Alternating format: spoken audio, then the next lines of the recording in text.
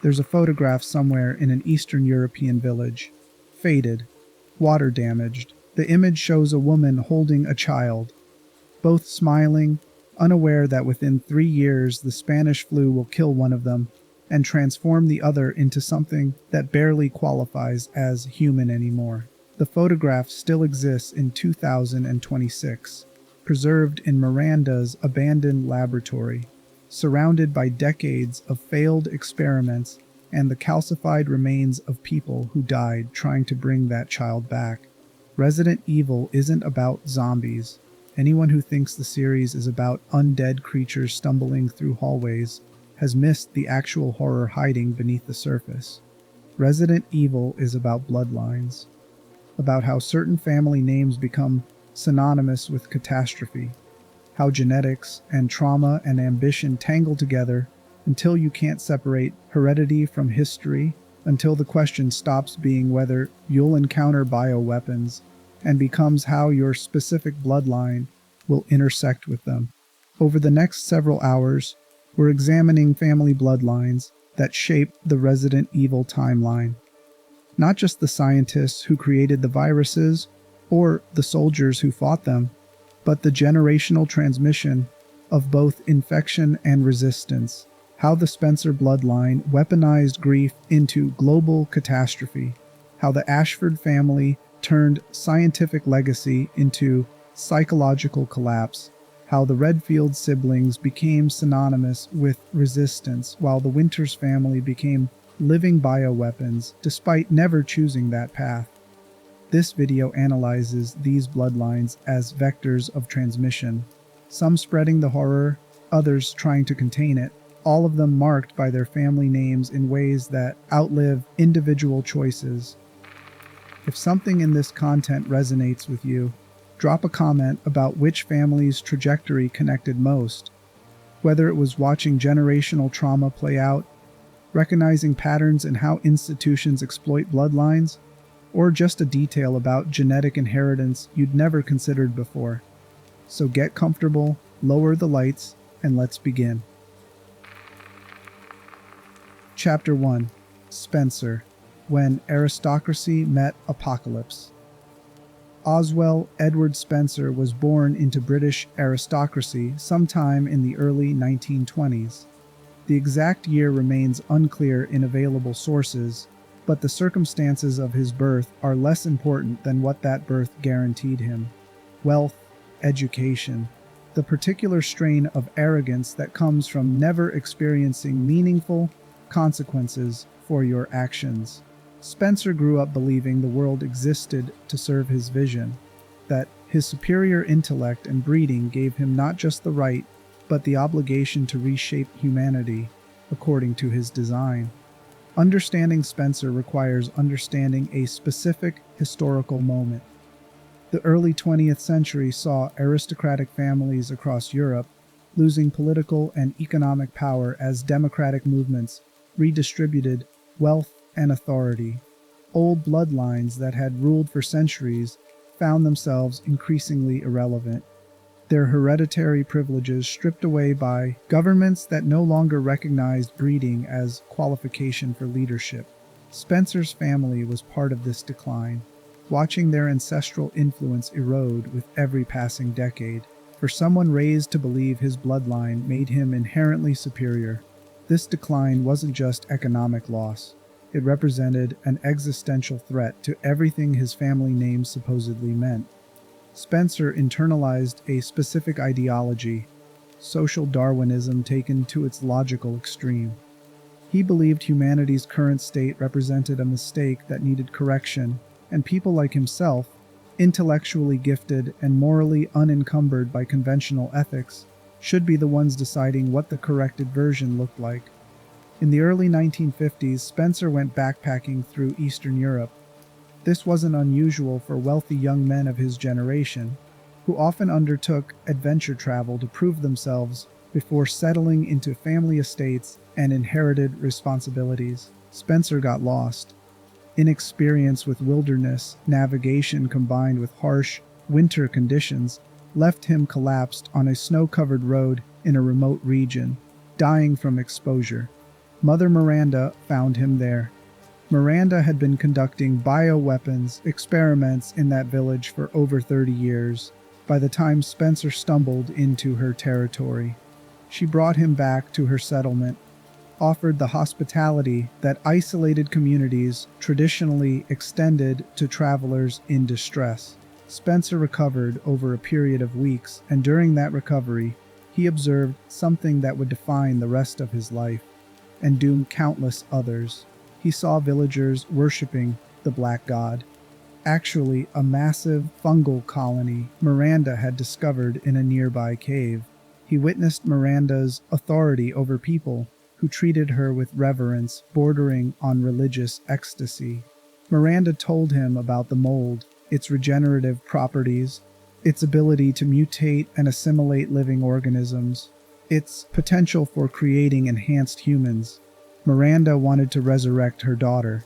Spencer recognized far more ambitious applications. The mold represented power on a scale most people couldn't comprehend. The ability to alter human biology deliberately, to create beings with strength beyond normal limits, to manipulate life itself. This was the key to remaking human society. Spencer had developed a deeply misanthropic worldview.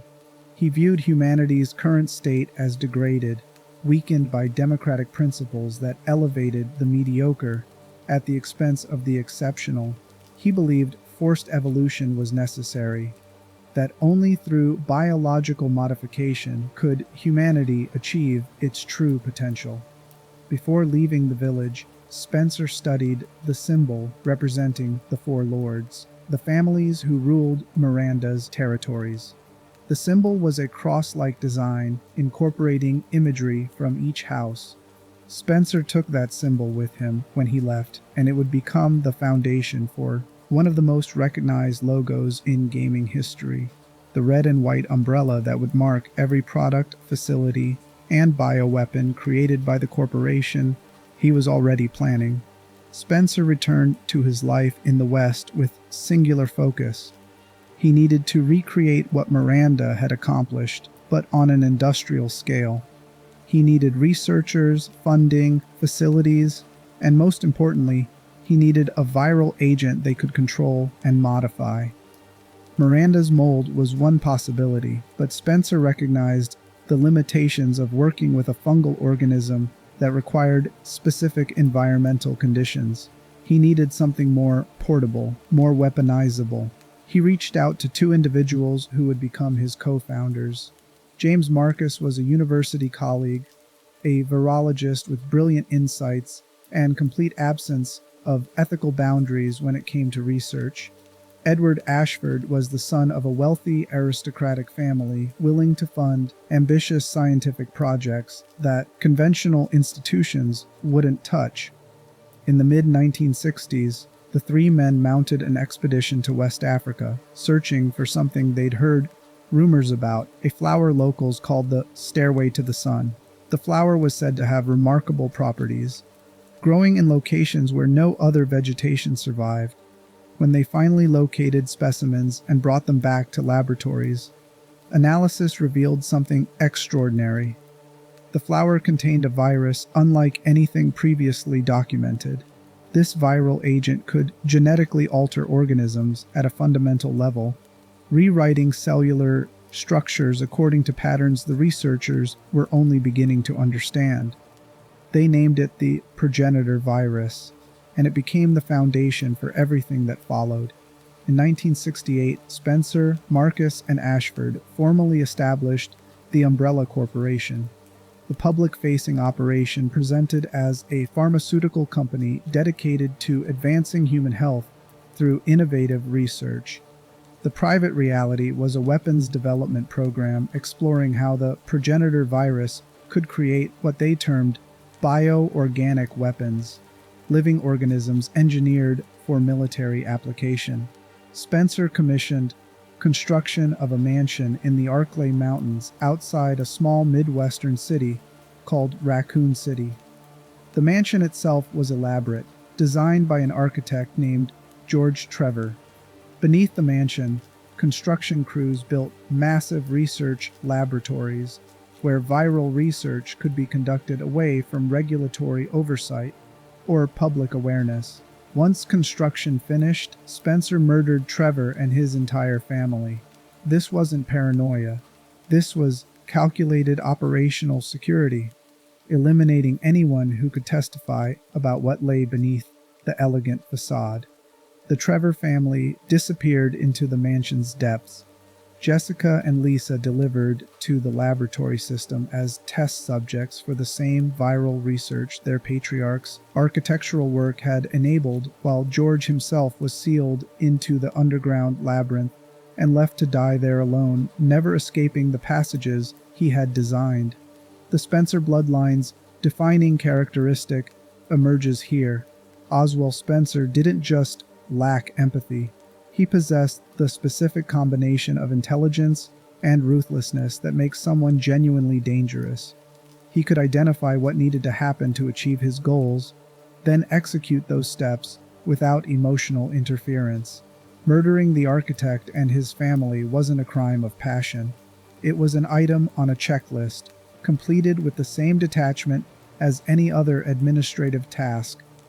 Spencer's vision for Umbrella went beyond simple bioweapons development. He wanted to create a new form of human, genetically enhanced individuals who would represent humanity's next evolutionary stage. The viruses weren't just weapons, they were tools for forced evolution, a way to separate the worthy from the unworthy. Those who could adapt to viral exposure would survive and transcend their biological limitations. Those who couldn't would be eliminated, which Spencer viewed as an acceptable cost for advancing the species. This ideology shaped every aspect of Umbrella's operations. The corporation established a network of foster homes and orphanages across multiple countries. These facilities ostensibly provided care for children who had nowhere else to go. In reality, they were recruitment centers supplying test subjects for viral experimentation. Children from these facilities were exposed to various viral strains, with researchers documenting results. The mortality rate was catastrophic.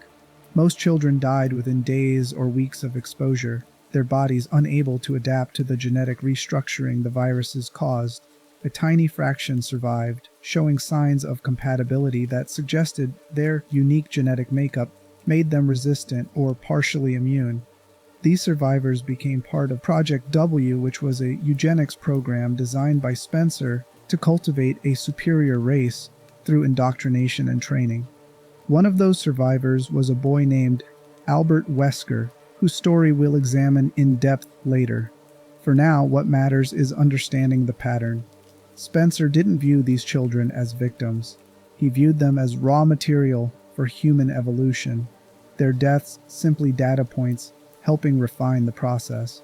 By the 1980s, Spencer had become the sole surviving founder of Umbrella Corporation.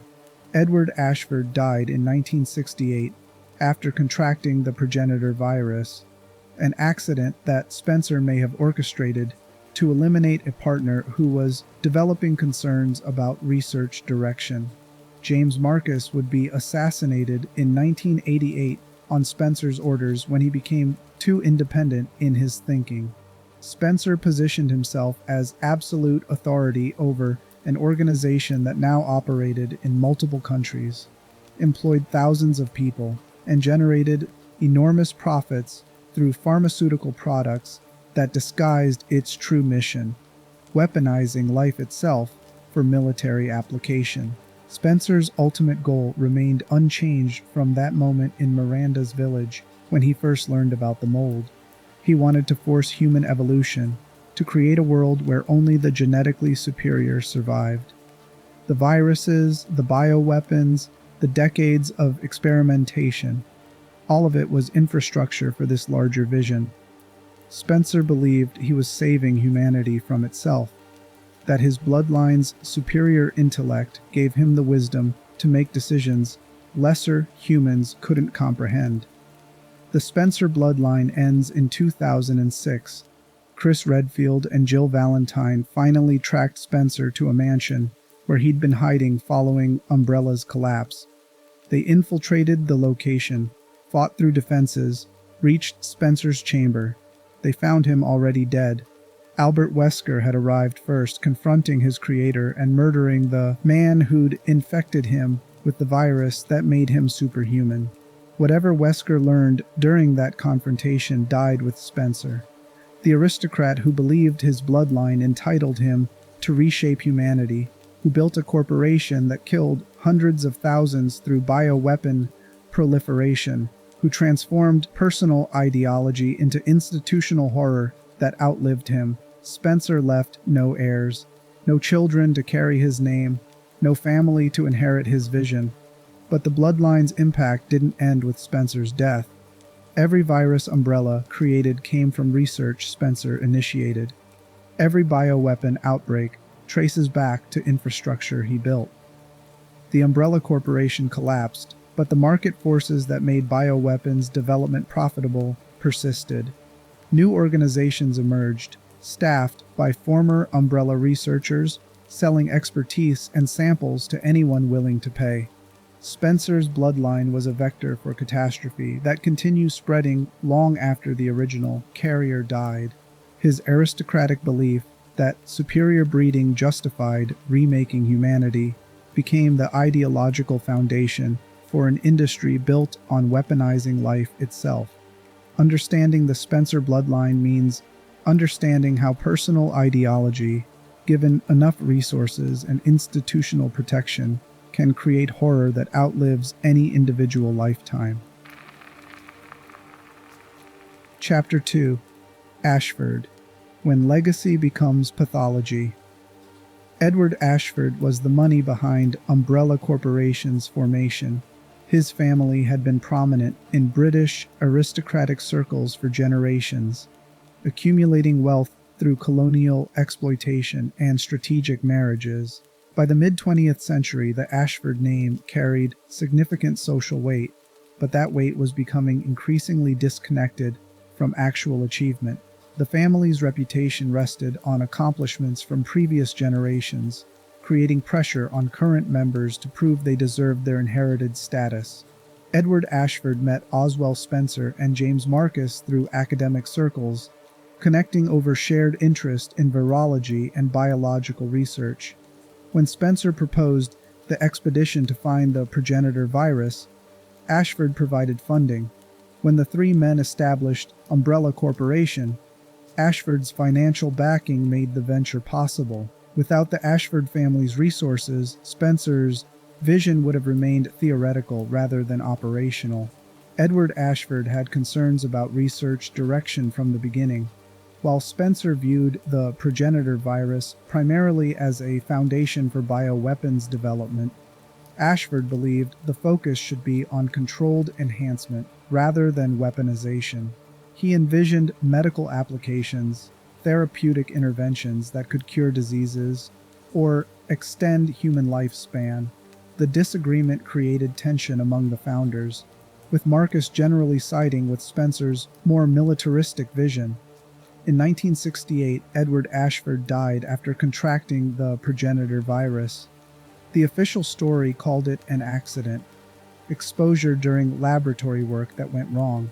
The timing was remarkably convenient for Spencer, eliminating a partner who was questioning the corporation's direction, just as Umbrella was expanding operations. Whether Spencer orchestrated Ashford's death remains unclear in available sources, but the pattern is notable. Spencer had already demonstrated willingness to murder anyone who threatened his vision. Edward Ashford represented both financial backing and moral constraint, someone with enough influence to potentially redirect Umbrella's research priorities. Edward Ashford's death left his son Alexander as the family's representative in Umbrella operations. Alexander Ashford inherited his father's resources and his family's obsession with legacy, but he lacked his father's scientific brilliance. This created a specific psychological pressure. The Ashford name had become synonymous with cutting-edge biological research through Edward's work with Spencer and Marcus. Alexander needed to prove he deserved his family name, that he could achieve breakthroughs matching or exceeding his father's accomplishments. Alexander focused on genetics and cloning. eventually developing what he called the Code Veronica Project. The project's goal was to resurrect Veronica Ashford, a brilliant ancestor who had contributed significantly to virology in the late 19th century. Alexander believed that by cloning Veronica and raising the clone in an environment designed to maximize intellectual development, he could restore the Ashford family's scientific reputation. The Code Veronica project produced two clones in the early 1970s, twins named Alfred and Alexia. Alexander raised them in Antarctica at an isolated umbrella facility, providing the best education money could buy while monitoring their development as experimental subjects. The twins were told they were naturally born children, that their mother had died when they were young. Alexander presented himself as their loving father, someone dedicated to nurturing their obvious genius. Alexia discovered the truth when she was 10 years old. She found documents in her father's laboratory revealing she was a clone, created through Code Veronica to resurrect an ancestor she'd been named after. The revelation shattered whatever psychological stability a child prodigy might have possessed. Alexia had been raised believing she was special because of her natural brilliance, learning she was engineered, designed, manufactured as a solution to her father's inadequacy. This transformed her self-understanding completely. Alexia's response to this discovery demonstrates the Ashford bloodline's particular pathology. Rather than rejecting her father's vision, she internalized it while redirecting its focus. If she was created to restore the Ashford family's scientific legacy, she would exceed that legacy in ways that made her father's accomplishments look trivial. She threw herself into viral research with obsessive intensity, developing what she called the T. Veronica virus, a variant she created by combining the progenitor virus with DNA from an ancient queen ant and plant genetic material. The T. Veronica virus was Alexia's proof that she surpassed not just her father, but the original Umbrella founders. Spencer, Marcus, and Edward Ashford had developed the T virus, which created zombies, mindless creatures with no real strategic value beyond chaos. Alexia's virus granted superhuman abilities while preserving intelligence, creating the enhanced humans Umbrella had been pursuing since its formation. But the T. Veronica virus required a specific adaptation period. Immediate infection caused rapid mutation that destroyed cognitive function. Alexia theorized that slow integration over years would allow the virus to restructure biology gradually enough that intelligence survived enhancement. She needed a test subject to prove her theory. She chose herself. In 1983, at age 12, Alexia Ashford deliberately infected herself with the T. Veronica virus and entered cryogenic suspension. The plan called for 15 years of frozen storage, allowing the infection to integrate with her biology slowly enough that she'd retain intelligence while gaining power. She left her brother, Alfred, in charge of the Antarctic facility with instructions to wake her in 1998. Alexander Ashford tried to stop his daughter's experiment. Alexia and Alfred responded by capturing him and injecting him with the T. Veronica virus, turning him into the monster that the facility workers would come to call Nosferatu. They chained him in a secret room in the Antarctic base rather than killing him. The failed experiment left alive to suffer. The act demonstrates Alexia's complete detachment from conventional morality. Alexander wasn't a person who raised her. He was the source of her existence as a manufactured object, someone who had violated her autonomy before she was even born. Killing him was removing a design flaw, correcting a mistake in her origin story. Alfred Ashford was left alone in Antarctica with his sister in cryogenic storage and the corpse of their father somewhere in the facility. The isolation, the trauma of witnessing his father's death, the knowledge that his sister had deliberately infected herself with a virus that might kill her, all of this broke Alfred psychologically. He developed dissociative identity disorder, creating an Alexia persona he could talk to when he needed his sister's presence. Alfred would switch between his own personality and this constructed Alexia, adopting her mannerisms and speech patterns during episodes. The disorder worsened over 15 years of isolation. By the time Code Veronica events occurred in 1998, Alfred could no longer distinguish between his sister, sleeping in the cryogenic chamber, and the personality he'd created to cope with her absence. The Ashford Bloodlines pathology runs deeper than individual mental illness.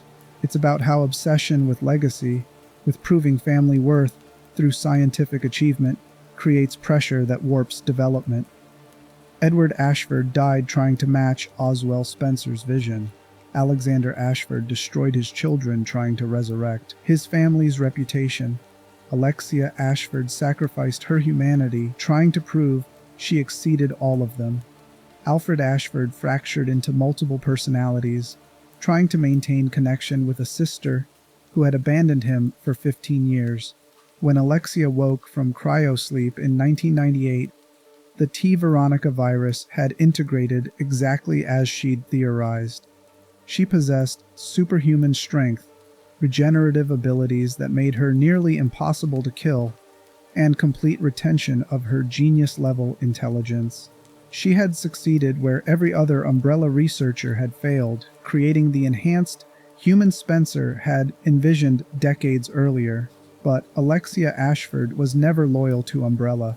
She viewed the corporation as beneath her, a commercial venture that polluted her family's scientific legacy with profit motives.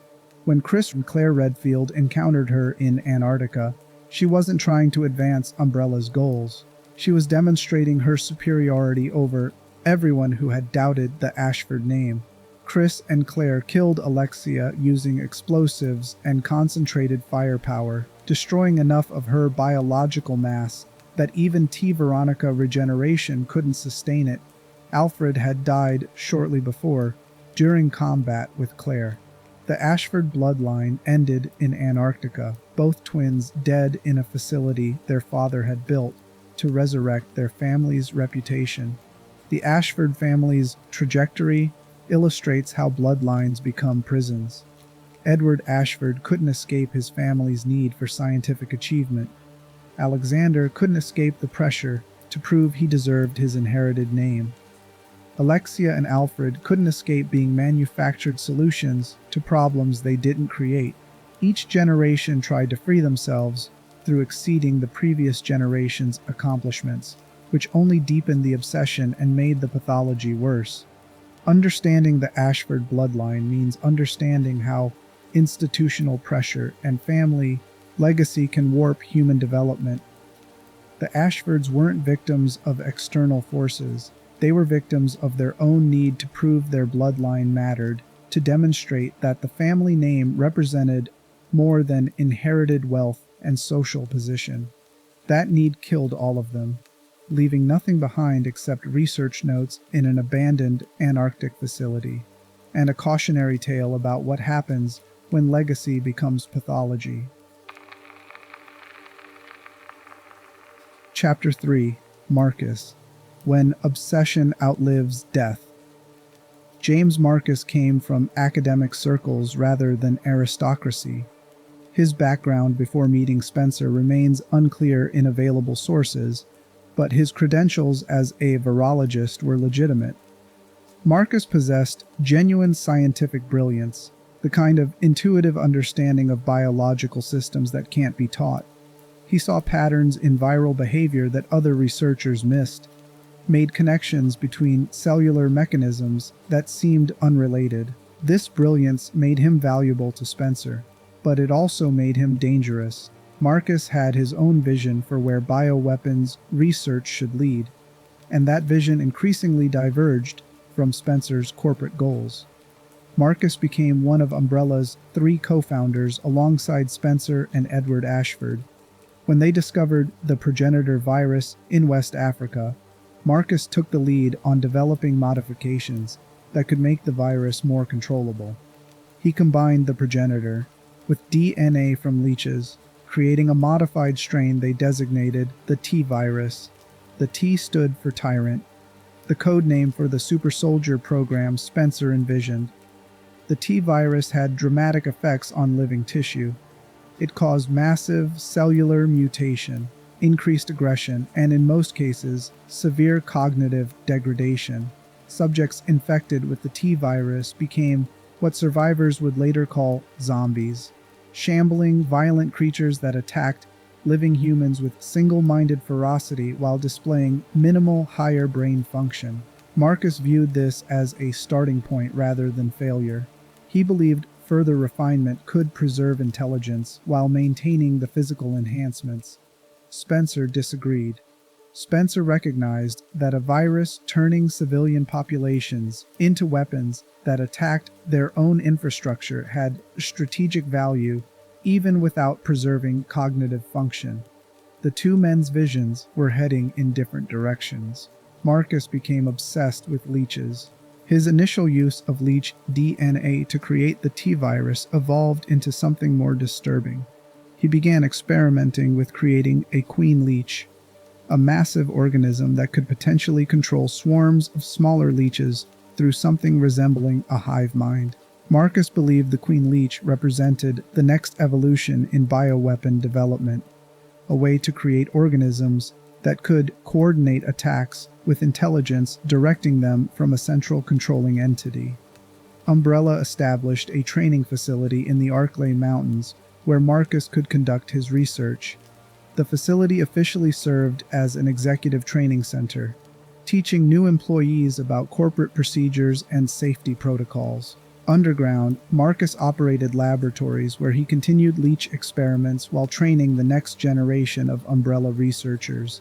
Among Marcus's students were two young prodigies who showed exceptional promise, Albert Wesker and William Birkin. Marcus trained them in viral research, taught them laboratory protocols, showed them how to conduct experiments that conventional ethics would never permit. Wesker and Birkin learned from Marcus, absorbed his techniques, and eventually became Spencer's new favorites. Spencer recognized that Marcus had become a liability by the late 1980s. The researcher was too focused on his pet leech project, too independent in his thinking, too likely to challenge Spencer's authority over Umbrella's direction. Marcus no longer fit into the corporate structure Spencer was building. He needed to be eliminated. In 1988, Spencer ordered Wesker and Birkin to assassinate their former mentor. The two researchers carried out the order, shooting Marcus and disposing of his body in the facility's water treatment system. They believed they'd eliminated the threat Marcus represented. What they didn't realize was that Marcus's Queen Leech was already operational, already connected to its creator in ways they hadn't anticipated. The Queen Leech found Marcus's corpse in the water system and began feeding on it. In the process of consuming his tissues, something unprecedented occurred. The leech absorbed Marcus's consciousness, creating a hybrid organism that retained Marcus's intelligence and memories, but existed in an inhuman form. The mechanism behind this consciousness transfer remains unclear in available sources, whether the Queen Leech was designed to preserve memories, or whether this was an unexpected consequence of its biology combining with Marcus's T-virus infected tissue. The Marcus Queen Leech hybrid existed for 10 years in Umbrella's abandoned training facility, slowly regaining strength and coherence. During that decade, it developed the ability to manifest forms that resembled Marcus at different ages, creating bodies out of leech colonies that could pass as human from a distance. By 1998, the hybrid was ready for revenge.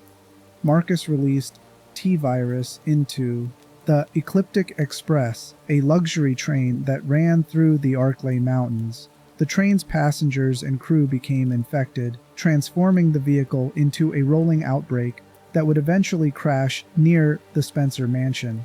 The timing wasn't coincidental. Marcus knew about Umbrella's operations in the mansion, knew that releasing bioweapons in the area would force a response that might expose Spencer's crimes. Rebecca Chambers, a member of STAR's Bravo team, boarded the train while investigating the helicopter crash that stranded her team in the mountains. She encountered Billy Cohen, a former Marine convicted of murdering civilians during a mission and scheduled for execution. The two fought their way through infected passengers and encountered Marcus in his leech form manifestations. Marcus's revenge wasn't just about killing those who'd betrayed him. It was about demonstrating that his research had succeeded where Spencer's vision had failed. The Queen Leech proved that bioweapons could possess intelligence, that viral enhancement didn't require sacrificing cognitive function. Marcus had been right all along, and now everyone would see the proof even if they couldn't recognize its creator. Rebecca and Billy destroyed the Queen Leech using fire and concentrated weaponry. The creature burned, its leech colonies unable to maintain cohesion under sustained thermal damage.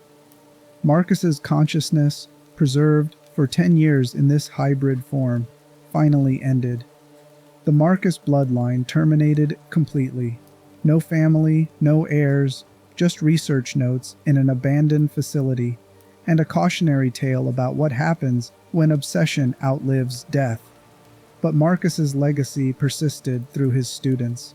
Wesker and Birkin had learned from him, absorbed his techniques, internalized his willingness to sacrifice ethics for scientific advancement.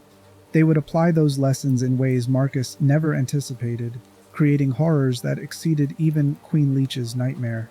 Biology. The Marcus bloodline represents something different from the Spencer or Ashford trajectories. Marcus wasn't trying to prove family worth or force human evolution through ideology. He was pursuing understanding, trying to unlock biological secrets he believed would revolutionize how humanity related to the natural world. The leech obsession wasn't madness from his perspective. It was following a hypothesis to its logical conclusion, regardless of how disturbing that conclusion became. Understanding Marcus means understanding how scientific curiosity, divorced from ethical constraints, becomes its own form of horror. Marcus didn't set out to create monsters. He set out to understand biological mechanisms. The monsters were just data points, evidence for theories he was testing. That detachment, that ability to view suffering as information rather than tragedy, made him valuable to Spencer and ultimately led to his death, when that same detachment made him too independent to control. Chapter 4. Wesker. When experiments become gods.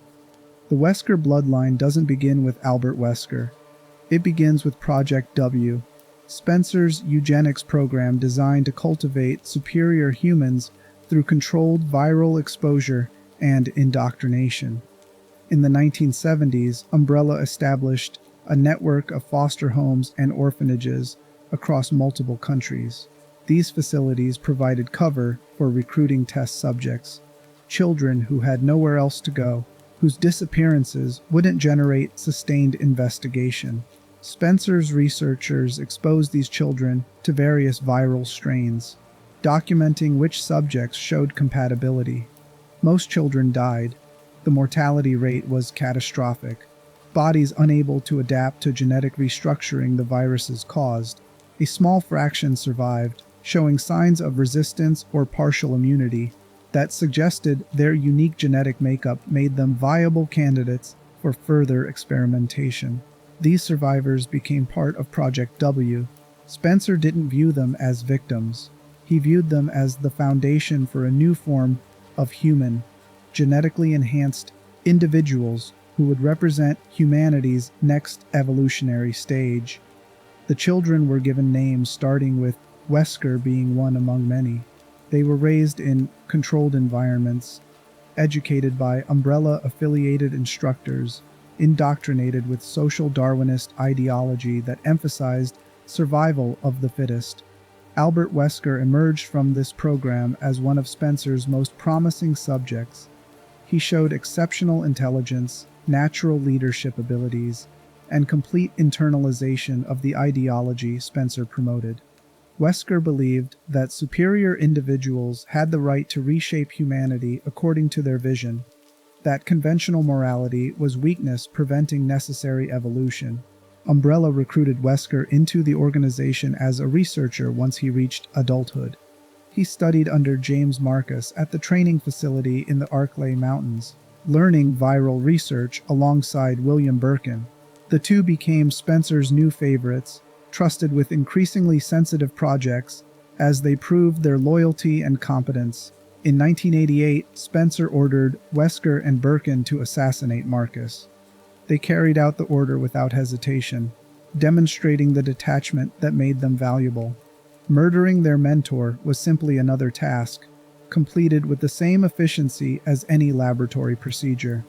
By the mid-1990s, Wesker was serving as captain of STAR's Alpha Team, a specialized police unit within the Raccoon City Police Department.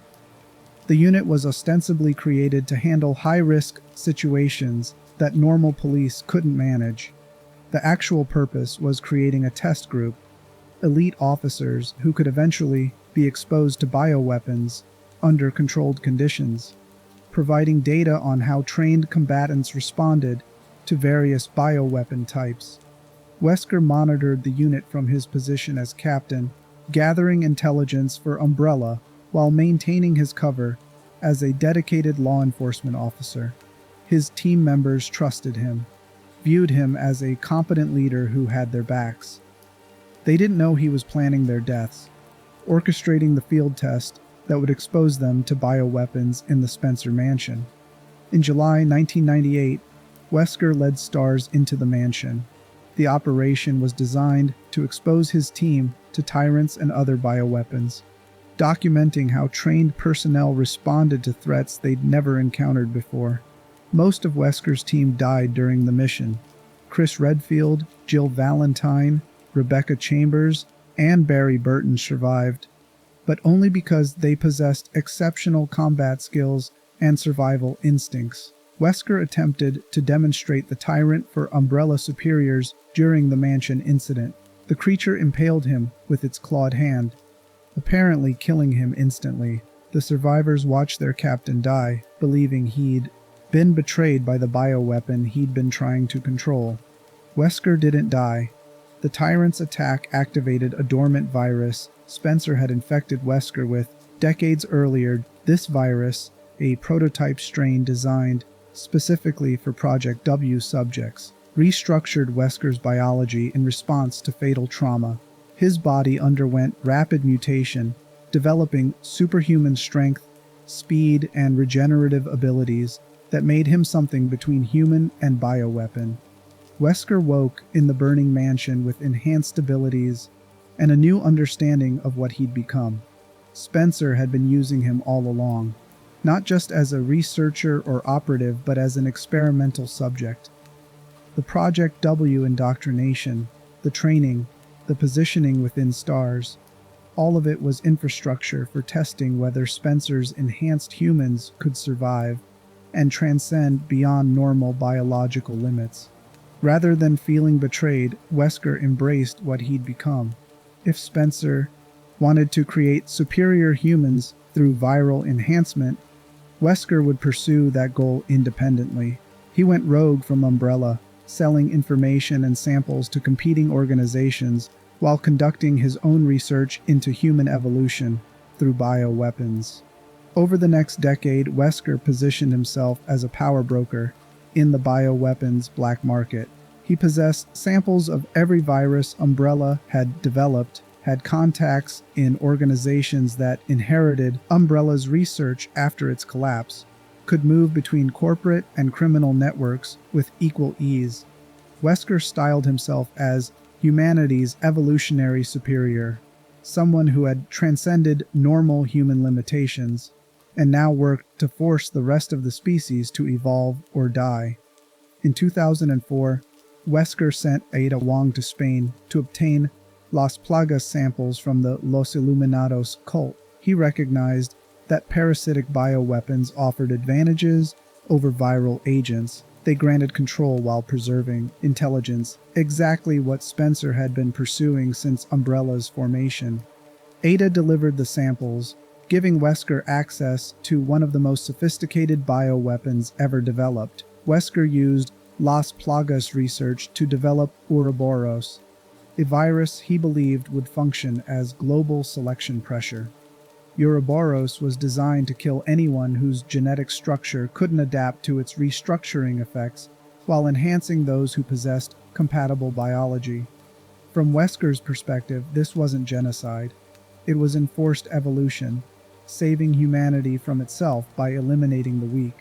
In 2006, Wesker tracked down Oswell Spencer to a mansion where the old man had been hiding following Umbrella's collapse. Wesker confronted his creator, demanding answers about Project W and Spencer's true intentions. The conversation's contents remain unclear in available sources, but the outcome is known. Wesker murdered Spencer, killing the man who had created him as a tool for forced human evolution. Chris Redfield and Jill Valentine arrived too late to save Spencer, but in time to confront Wesker. Wesker moved with speed that made him nearly impossible to track, possessed strength that let him tear through obstacles that would stop normal humans. Jill recognized they couldn't win through direct combat. She tackled Wesker through a window, both of them falling from a height that should have been fatal. Jill survived the fall, but Wesker captured her. For the next 3 years, he kept her prisoner, using her as a test subject for experimental viral strains while conditioning her to serve as his operative. Wesker didn't view this as cruelty. He viewed it as a practical application of resources. Jill possessed combat skills and BSAA intelligence that made her valuable. Her enhancement through viral exposure and mind control made her more valuable still. In 2009, Wesker prepared to deploy Ouroboros globally using facilities built by Tricell, a pharmaceutical corporation that had absorbed many of Umbrella's assets. Chris Redfield and Shiva Alamar pursued him to Africa, fighting through bioweapons and enhanced operatives to prevent global deployment. The final confrontation took place at a volcano facility. Wesker injected himself with additional viral samples, enhancing his abilities beyond anything previously witnessed, while also destabilizing his biology. The enhancement pushed him past the limits his body could sustain. Chris and Shiva used this instability against him, exploiting moments when his mutations created vulnerabilities. Wesker died in the volcanic chamber, consumed by the explosion when Chris and Shiva fired 2 rocket launchers at him simultaneously. The man who styled himself as humanity's evolutionary superior, who believed his enhanced biology made him a god, ended as organic matter burning in geological processes that predated human existence by billions of years.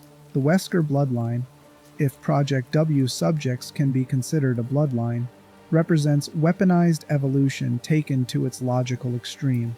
Spencer created these children to prove that humans could be enhanced through viral exposure. Wesker proved Spencer right, then took the concept further than Spencer had imagined. He didn't just want to create enhanced humans. He wanted to force global evolution, to remake the entire species in his image. Understanding the Wesker bloodline means understanding how indoctrination and enhancement combine to create something genuinely dangerous. Wesker wasn't insane. He was the product of deliberate programming, raised from childhood to believe that superior biology justified remaking humanity. The viral enhancement didn't corrupt him. It gave him the tools to pursue beliefs he'd internalized decades before the tyrant activated his dormant infection. Chapter 5. Birkin. When genius becomes contagion. William Birkin came from an unknown background. Available sources provide no information about his family or childhood before Umbrella recruited him. What's known is that Birkin showed exceptional aptitude for viral research at a young age, demonstrating understanding of biological mechanisms that researchers twice his age struggled to grasp. Umbrella brought Birkin to the Arklay Mountains training facility, where he studied under James Marcus alongside Albert Wesker. The 2 students became Spencer's favorites, showing promise that exceeded even Marcus's considerable abilities. Birkin focused on viral mechanics, obsessively documenting how different strains affected cellular structures, how mutations could be controlled or directed. In 1988, Birkin participated in Marcus's assassination alongside Wesker. After eliminating their mentor, Birkin was assigned to Nest, a massive underground laboratory complex beneath Raccoon City. The facility was Umbrella's primary research center for developing combat-applicable viral strains. At Nest, Birkin continued refining the T-virus while also pursuing his own project, the G-virus. Unlike the T-virus, which caused relatively predictable mutations, the G-virus was designed for continuous evolution. Organisms infected with G-virus would mutate repeatedly, developing new capabilities in response to damage or environmental pressures. Birkin believed this adaptive quality made G-virus superior to any bioweapon Umbrella had developed. Birkin married Annette, another Umbrella researcher assigned to Nest. They had a daughter named Sherry in the late 1980s. The family lived in Raccoon City, maintaining cover as normal suburban residents while conducting bioweapons research in laboratories beneath the city streets. Understanding the Birkin family dynamic requires understanding how institutional employment shapes relationships. Annette wasn't just William's wife. She was his research partner, someone who shared his commitment to Umbrella's goals. Sherry wasn't just their daughter. She was a potential test subject, someone whose genetics made her valuable for studying how children developed in proximity to viral research. This doesn't mean William and Annette didn't love their daughter. Available sources suggest they did, within the constraints their employment imposed. But their love existed alongside their dedication to research that treated human life as experimental material. The contradiction created a household where parental affection and bioweapons development occupied the same psychological space. By 1998, Birkin had perfected the G-virus to his satisfaction. He prepared to turn his research over to Umbrella, expecting recognition for achievements that exceeded anything Spencer's original founders had accomplished. Instead, Umbrella sent a special forces team to seize the G-virus samples and eliminate Birkin to prevent him from selling research to competitors. The team cornered Birkin in his laboratory and shot him multiple times, inflicting wounds that should have been fatal. As he lay dying, Birkin made a choice that defined his entire trajectory. He injected himself with the G-virus, choosing transformation over death, becoming his own experimental subject in the final moments before losing consciousness. The G-virus restructured Birkin's biology far more dramatically than the T-virus had restructured Wesker's. Where Wesker retained human appearance and intelligence, Birkin underwent radical mutation that stripped away his humanity entirely. His body became a massive, constantly evolving mass of flesh and bone, developing new appendages and weapons as the virus responded to damage. The mutated Birkin killed the Special Forces team, then pursued his rampage through Nest's corridors. During the violence, T-virus samples were damaged, releasing the pathogen into Raccoon City's water system through connections between the laboratory and municipal infrastructure. Rats infesting the sewers carried the virus throughout the city, initiating the outbreak that would consume Raccoon City in less than a week. Birkin's mutation continued over the days that followed. Each time he sustained damage, the G-virus triggered new evolutionary responses, creating forms that became increasingly inhuman. By the time Leon Kennedy and Claire Redfield encountered him in Nest's depths, Birkin had transformed through multiple stages, each more grotesque than the last. During the chaos, Birkin encountered his daughter Sherry in the underground passages. Something in his mutated consciousness recognized her as important. He implanted a G-virus embryo in her body, continuing his research through the only means his transformed biology understood. The embryo would kill Sherry unless Claire could find a vaccine, forcing another desperate journey through zombie-infested laboratories. Annette Birkin remained in Nest throughout the outbreak, attempting to contain her husband's rampage while protecting research data. She viewed William's transformation as tragic, but also as validation. The G virus worked exactly as designed, creating an organism that evolved in response to threats. Her husband was no longer human, but he was proof of concept, demonstration that continuous evolution through viral enhancement was achievable.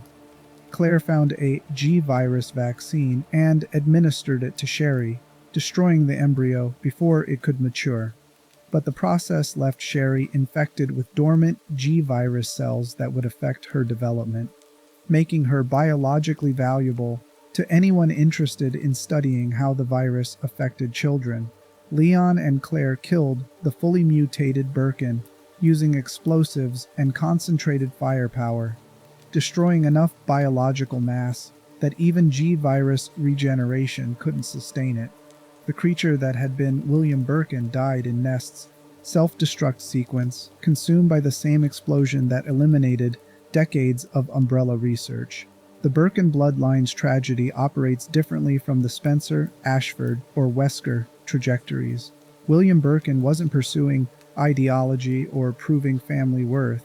He was conducting research, following hypotheses to their conclusions regardless of ethical implications. His transformation into a bioweapon wasn't planned. It was desperation, a dying man choosing any survival over death. But that desperation created consequences that extended beyond his individual fate. Birkin's G virus research would be recovered by organizations that inherited Umbrella's assets. Sherry's dormant infection made her a permanent test subject, someone who would spend the rest of her life monitored by agencies interested in her unique biology. And Raccoon City's destruction, over 100,000 casualties attributed to an industrial accident, traced directly to the outbreak Birkin's rampage initiated. Understanding the Birkin bloodline means understanding how dedication to research, when divorced from consideration of consequences, transforms loving parents into vectors for catastrophe. William and Annette Birkin loved their daughter, but they also worked for an organization that used children as test subjects. These facts coexisted in their lives without apparent contradiction until the moment William's choices destroyed their family and killed tens of thousands of people who never consented to being part of his experiment. Chapter 6. Redfield. When resistance becomes inheritance. The Redfield family doesn't appear in Umbrella's founding documents or experimental records. There's no Redfield presence in Project W's test subject lists, no mention in Spencer's eugenics programs, no connection to viral research before 1998. This absence matters.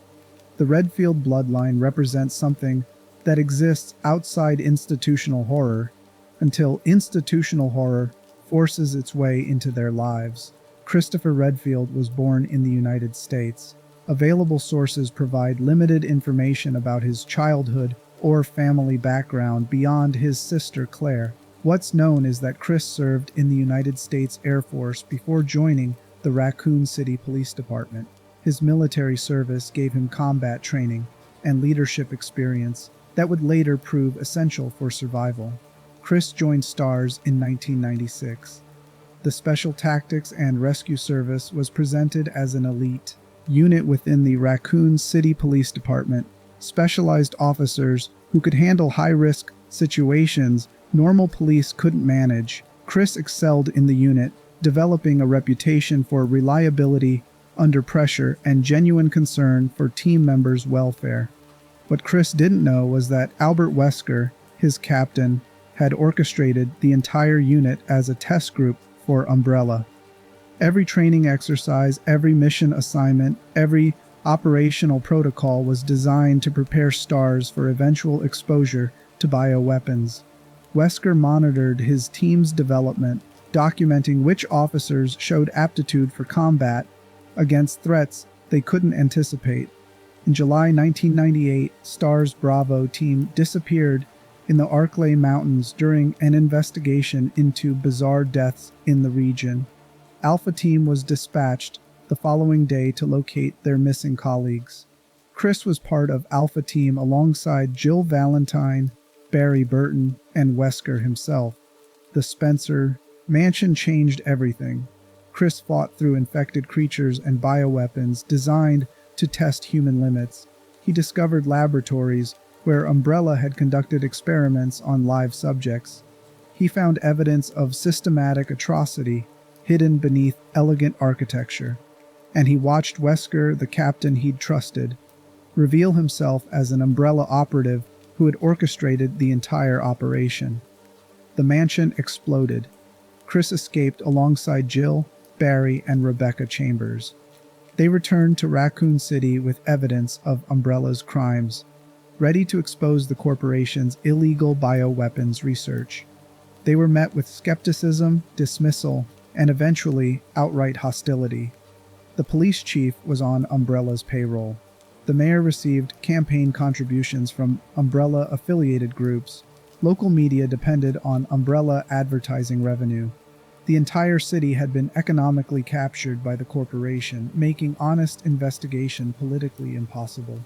STARS was disbanded. Chris and his fellow survivors were dismissed as unreliable witnesses suffering from trauma-induced delusions. This created the defining moment for the Redfield bloodline. Chris could have accepted the institutional response, could have moved on and tried to rebuild a normal life. Instead, he chose resistance. He left Raccoon City to continue investigating Umbrella independently, connecting with other survivors, gathering evidence that might force accountability, even when local authorities refused to act. Understanding Chris Redfield means understanding how witnessing institutional horror transforms someone into permanent opposition. The mansion wasn't just a traumatic experience. It was revelation about how power operates, how corporations purchase complicity, how institutions protect their interests at the expense of truth. Chris couldn't unknow what he'd learned. Every time he tried to move forward, the knowledge pulled him back into the fight. Claire Redfield was searching for her brother when she arrived in Raccoon City on September 29th, 1998. She'd lost contact with Chris for months and came to his last known location hoping for answers. She drove into a city that was already burning, its streets filled with zombies, its infrastructure collapsing under an outbreak that had spread beyond containment. Claire encountered Leon Kennedy at a gas station surrounded by infected. They decided surviving together made more sense than dying separately, driving toward the police station hoping to find safety or, at minimum, weapons to fight their way out. The journey took them through downtown Raccoon City, where the outbreak's full scope became undeniable. Claire's first exposure to bioweapon horror came without preparation or training. She wasn't military like her brother. She hadn't received STARS training or law enforcement protocols. She was a college student looking for a family who instead found herself fighting for survival against threats she had no context for understanding. During the Raccoon City outbreak, Claire encountered Sherry Birkin, daughter of William and Annette Birkin. The child was being pursued by her mutated father, who had implanted a G-virus embryo in her body. Claire's response to finding a terrified child in the middle of an outbreak defined her trajectory. She didn't calculate whether protecting Sherry served strategic goals. She simply recognized a child in danger and committed to keeping her alive. Claire fought through zombies and bioweapons to find a G-virus vaccine, administered it to Sherry, and ensured the child escaped Raccoon City before the government's missile strike destroyed the city. The protection Claire provided wasn't professional duty. It was human response to suffering, the kind of instinctive care that exists outside institutional frameworks. After Raccoon City's destruction, Claire joined an organization called TerraSave, a humanitarian group dedicated to helping victims of bioweapon outbreaks. The work took her to disaster sites worldwide, providing medical care and support to people whose lives had been destroyed by viruses they never consented to being exposed to. Claire's approach to bioweapon horror differed from her brother's. Where Chris fought organizations that created bioweapons, Claire helped people those organizations had harmed. In December 1998, Claire was searching for Chris and arrived at Rockfort Island, an umbrella facility in the Southern Ocean. The island had experienced an outbreak caused by Alfred Ashford's psychological breakdown. Claire fought through zombies and experimental bioweapons, eventually meeting Steve Burnside, a teenager whose family umbrella had imprisoned as punishment for his father's attempted betrayal. Steve died during the events on Rockfort Island and the subsequent Antarctic facility crisis, infected with T. Veronica after Alexia Ashford used him as a test subject. Claire couldn't save him despite her efforts, couldn't prevent another death in a pattern that seemed designed to teach her that caring about people in bioweapon situations meant watching them die. Chris arrived at the Antarctic facility separately, tracking leads about umbrella operations.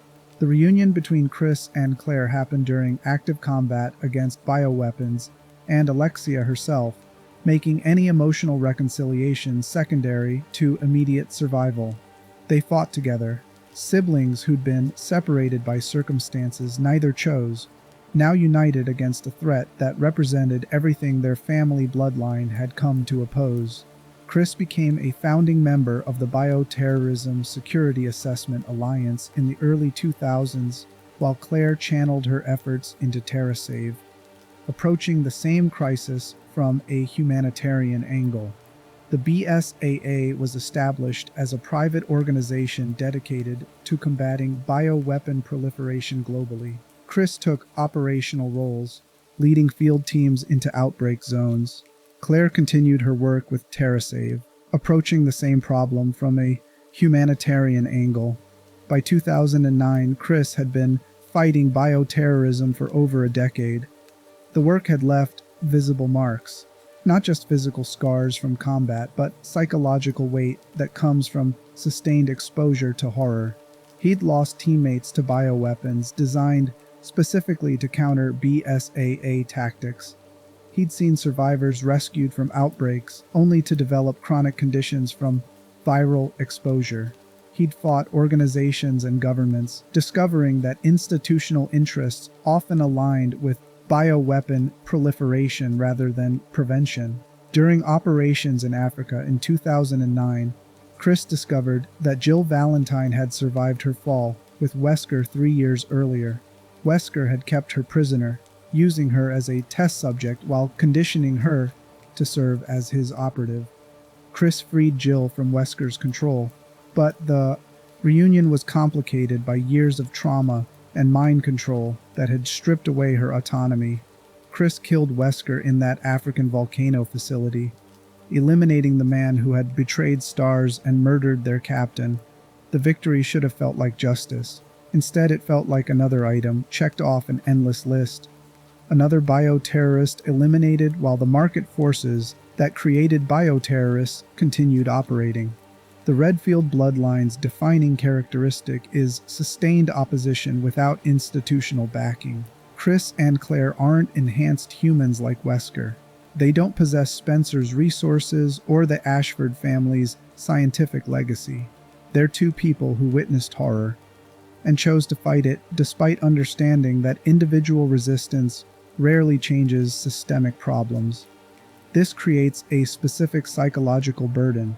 Every bioweapon outbreak Chris prevents means thousands of lives saved, but those thousands exist alongside the millions affected by outbreaks he couldn't prevent, attacks he didn't know about until after deployment, organizations he couldn't reach in time.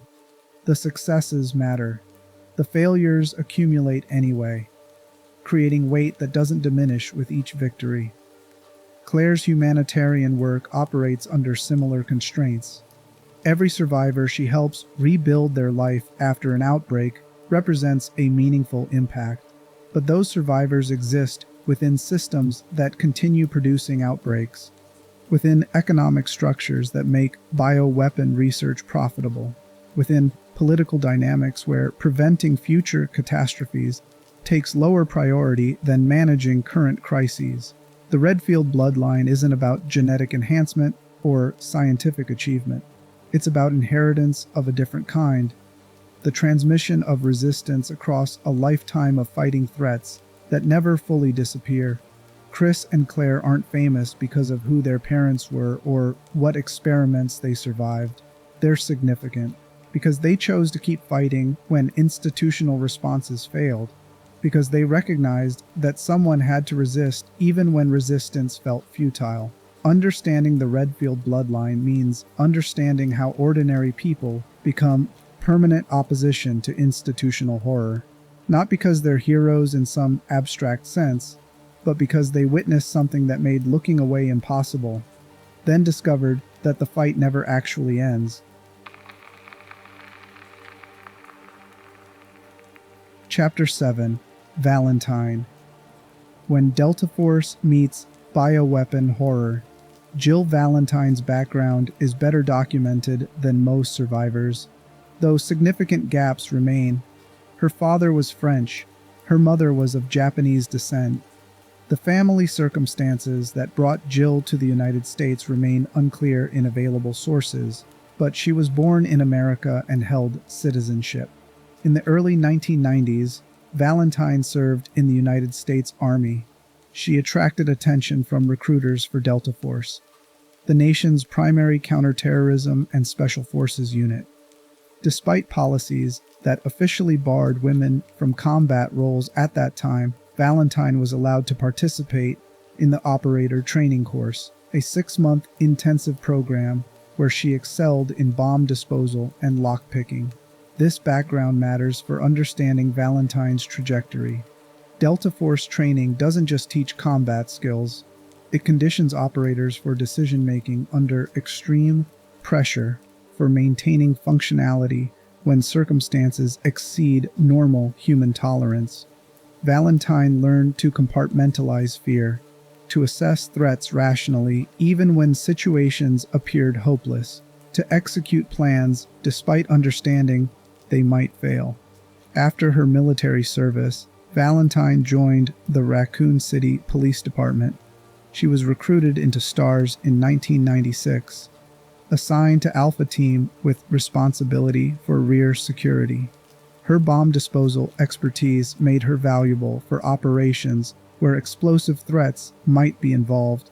Her Delta Force background meant she could handle combat situations that would overwhelm officers with only standard police training. Valentine worked alongside Chris Redfield, Barry Burton, and Albert Wesker without knowing that Wesker had orchestrated the entire unit as an umbrella test group. She trusted her captain, viewed him as a competent leader genuinely invested in his team's welfare. The betrayal in the Spencer mansion wasn't just professional. It was a personal violation of trust she'd extended to someone who'd been planning her death since recruitment. During the mansion incident in July 1998, Valentine fought through zombies and bioweapons while gradually discovering the scope of Umbrella's operations. She found research notes documenting experiments on live subjects. She encountered creatures that shouldn't exist outside nightmare biology. She watched Wesker reveal himself as Umbrella operative before apparently dying when the tyrant attacked him. Valentine escaped the mansion alongside Chris, Barry, and Rebecca. She returned to Raccoon City with evidence of Umbrella's crimes, ready to force institutional accountability. Instead, she encountered the same wall of institutional resistance Chris faced. The police department dismissed their claims. The mayor's office protected Umbrella's interests. Local media refused to investigate allegations against their largest advertiser. STARS was disbanded. Valentine remained in Raccoon City, initially, attempting to gather more evidence, trying to find ways to force accountability when official channels had been closed. She would later regret not leaving when she had the chance. By late September 1998, Raccoon City was experiencing the outbreak that would define the entire Resident Evil timeline. The T-virus had spread from isolated incidents to citywide catastrophe in less than 72 hours.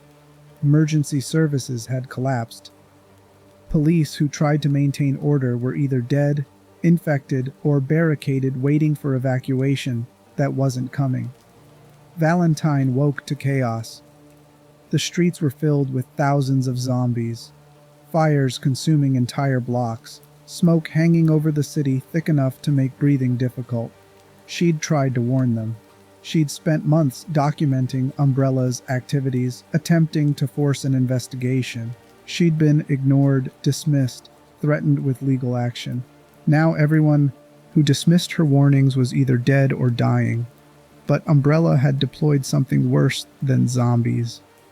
The Nemesis T-type was hunting STARS members specifically, programmed with a single objective: eliminate every surviving member of the team that discovered Umbrella's secrets in the Spencer mansion.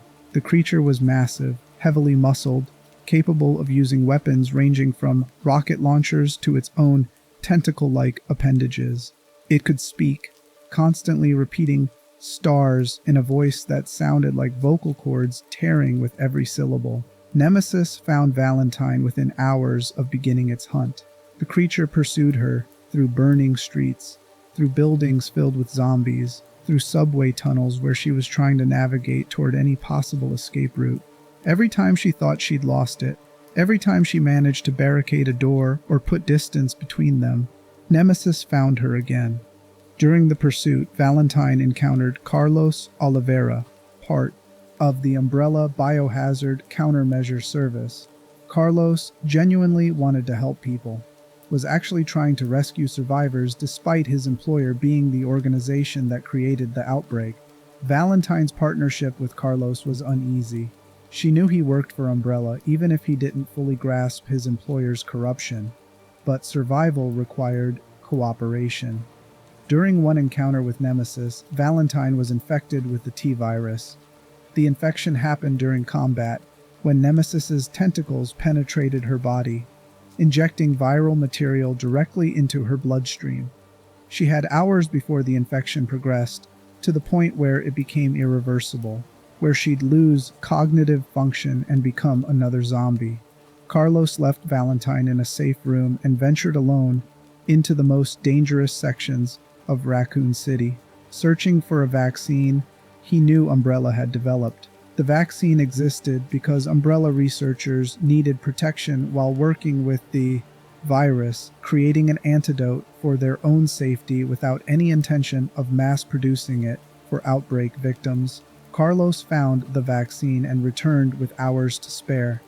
Valentine's infection was reversed, but the ordeal left her weakened, running on adrenaline rather than actual physical reserves.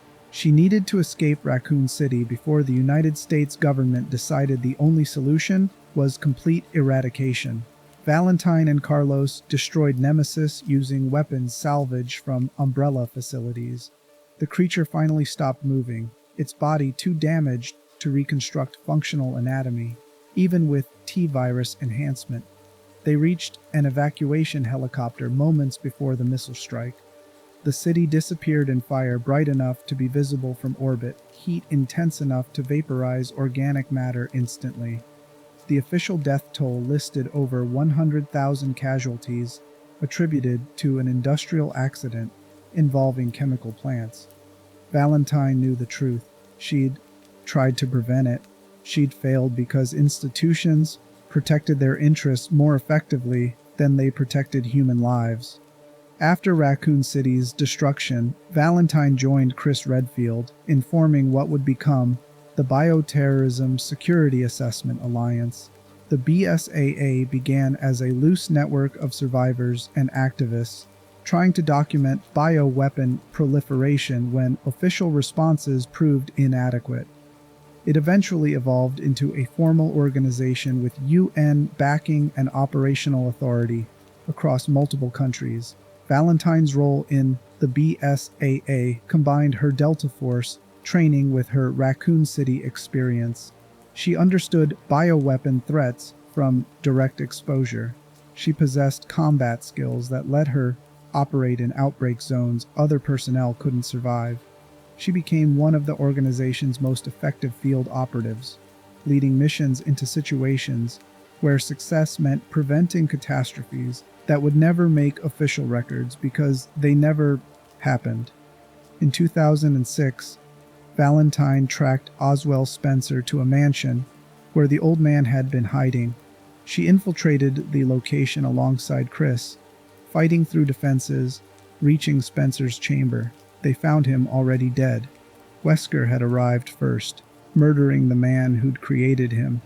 Wesker attacked them. Valentine recognized immediately they couldn't win through direct combat. Wesker was too fast, too strong, enhanced far beyond what military training could overcome.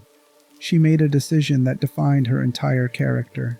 She tackled Wesker through a window, both of them falling from a height that should have been fatal. Valentine survived the fall. Wesker captured her. For 3 years, Wesker kept Valentine prisoner. He used her as a test subject for experimental viral strains, documenting how her body responded to infections. He conditioned her through a combination of viral influence and psychological manipulation, creating a version of Jill Valentine that could serve as his operative. The process stripped away her autonomy, making her body perform actions her consciousness couldn't prevent or resist. In 2009, Chris Redfield freed Valentine during operations in Africa. The reunion was complicated by 3 years of trauma and mind control. Valentine had been aware during much of her captivity, conscious but unable to control her actions, watching herself serve Wesker while screaming internally against violations she couldn't prevent. The Valentine Bloodlines trajectory demonstrates how bioweapon horror transforms even the most highly trained personnel. Delta Force prepared Valentine for combat against human opponents, for operating under extreme pressure, for maintaining functionality during a sustained crisis. None of that training prepared her for Nemesis, hunting her through a burning city, for T-virus infection coursing through her bloodstream, for 3 years as Wesker's prisoner, watching her body betray everything she believed. Understanding Valentine means understanding how competence doesn't protect you from bioweapon horror. It just means you survive long enough to accumulate more trauma. Every outbreak Valentine prevented, every bioterrorist she helped eliminate, every mission she completed successfully, none of it changed the fundamental dynamic that made bioweapons profitable and their proliferation inevitable. The Valentine bloodline isn't about family legacy or genetic enhancement. It's about how professional excellence becomes a liability when institutions fail, how the skills that make you valuable for fighting bioweapons also make you valuable as an experimental subject or controlled operative. Valentine didn't choose to become central to bioweapon resistance. She joined a police unit that happened to be an umbrella test group, survived the mansion because her training gave her advantages other officers lacked, then discovered that survival meant permanent involvement in fighting, threats that would never fully disappear. Chapter 8: Ashcroft. When truth-seeking becomes inheritance. Alyssa Ashcroft wasn't born into bioweapon horror. She walked into it deliberately, armed with a reporter's notebook and the particular kind of stubbornness that makes people investigate stories everyone else has been paid to ignore. Born in 1970, Alyssa grew up in Raccoon City during the period when Umbrella Corporation was transforming from pharmaceutical company into the region's dominant economic force. Details about her early life remain unclear in available sources, but her career trajectory is well documented. By the early 1990s, Alyssa was working as an investigative reporter for the Raccoon Press, developing a reputation for pursuing stories other journalists considered too dangerous or politically sensitive. Alyssa's approach to journalism wasn't about objectivity or balanced reporting. She pursued exposure, documentation of institutional wrongdoing that powerful entities wanted buried. Her published work included exposing Umbrella's illegal dumping of pharmaceutical waste into the Ames River, investigating a gun shop robbery, linked to underground criminal networks, and uncovering a smuggling operation at Raccoon Zoo involving over 700 rare orchid specimens. The zoo story became her breakthrough. An anonymous source inside the facility provided information about illegal importations connected to Umbrella research. Alyssa's reporting disgraced the zoo's board chairman and established her as someone willing to chase leads regardless of who they implicated. Understanding Alyssa means understanding that journalism was her weapon of choice against institutional corruption. Where Chris Redfield would eventually fight bioweapons with firearms and Jill Valentine with Delta Force training, Alyssa fought with documentation, public exposure, forcing accountability through making secrets impossible to maintain. In 1993, Alyssa's colleague Kurt went to the Arklay Mountains investigating suspicious deaths at a private hospital. During his investigation, he was attacked by someone locals called the Axeman. Kurt was injured, remained at a suspension bridge until Alyssa arrived to help. The two hid from their pursuer in the hospital, where they were attacked again. While trying to escape, Alyssa witnessed Kurt being killed by a zombified patient. The image of him being eaten alive became burned into her consciousness, creating trauma so severe that her mind suppressed the memories as a protective mechanism. What Alyssa didn't know was that Umbrella operatives caught her during the escape. They couldn't kill a reporter whose disappearance would generate investigation, so they did something arguably worse. Dr. Greg Muller, an Umbrella researcher, used experimental techniques to suppress Alyssa's memories of the incident, effectively erasing her knowledge of what she'd witnessed in that hospital. The memory suppression worked. Alyssa forgot about Kurt's death, forgot about the hospital, forgot about evidence she'd gathered regarding illegal human experimentation. She continued her journalism career without conscious awareness that Umbrella had already identified her as a threat and neutralized her through violation of her mind rather than her body. 5 years passed. Alyssa's career progressed. She broke stories, exposed corruption, built a reputation as one of Raccoon City's most tenacious investigative reporters. Her colleague Ben Bertolucci respected her ambition, though that same drive occasionally cost him headline material when Alyssa got to stories first. Then September of 1998 happened. The Raccoon City outbreak transformed the entire region into a death zone within 72 hours. Alyssa was among thousands of civilians trapped in a city where the T-virus had spread beyond containment. She wasn't military trained like the STARS members. She didn't have law enforcement background like Leon Kennedy. She was a reporter with lockpicking skills she'd developed through investigative work that sometimes required accessing places without permission. During the outbreak, Alyssa tried escaping through Raccoon Forest to bypass military barricades. She encountered the Axeman again, Albert Lester, the hospital director from 5 years earlier, who had been conducting experiments on patients, including his own wife. Lester lured Alyssa back to the ruined hospital, triggering flashbacks that brought suppressed memories flooding back. Inside that hospital, Alyssa found documents from the 1993 investigation. She found Kurt's notebook. Being in the location where he died caused her mind to break through whatever suppression Umbrella had imposed, forcing her to remember everything she'd been made to forget. Kurt's death, the experiments, the evidence she'd gathered before Umbrella stole her memories. Alyssa escaped the hospital as it collapsed, killing Albert. Lester. She survived the Raccoon City outbreak itself, managing to evacuate before the government's missile strike destroyed the city. But survival didn't mean escape. It meant carrying forward both her original mission to expose Umbrella and the rage that comes from discovering your mind had been violated, your memories stolen, your colleague's death erased from your consciousness by the same people who caused it. After Raccoon City's destruction, Alyssa wrote an expose for an investigative magazine. The article, titled "What is a BOW?" Blowing the lid off this horrifying secret project wasn't just journalism. It was the catalyst that sparked the raccoon trials, legal proceedings that dragged on for 5 years and eventually contributed to Umbrella Corporation's collapse.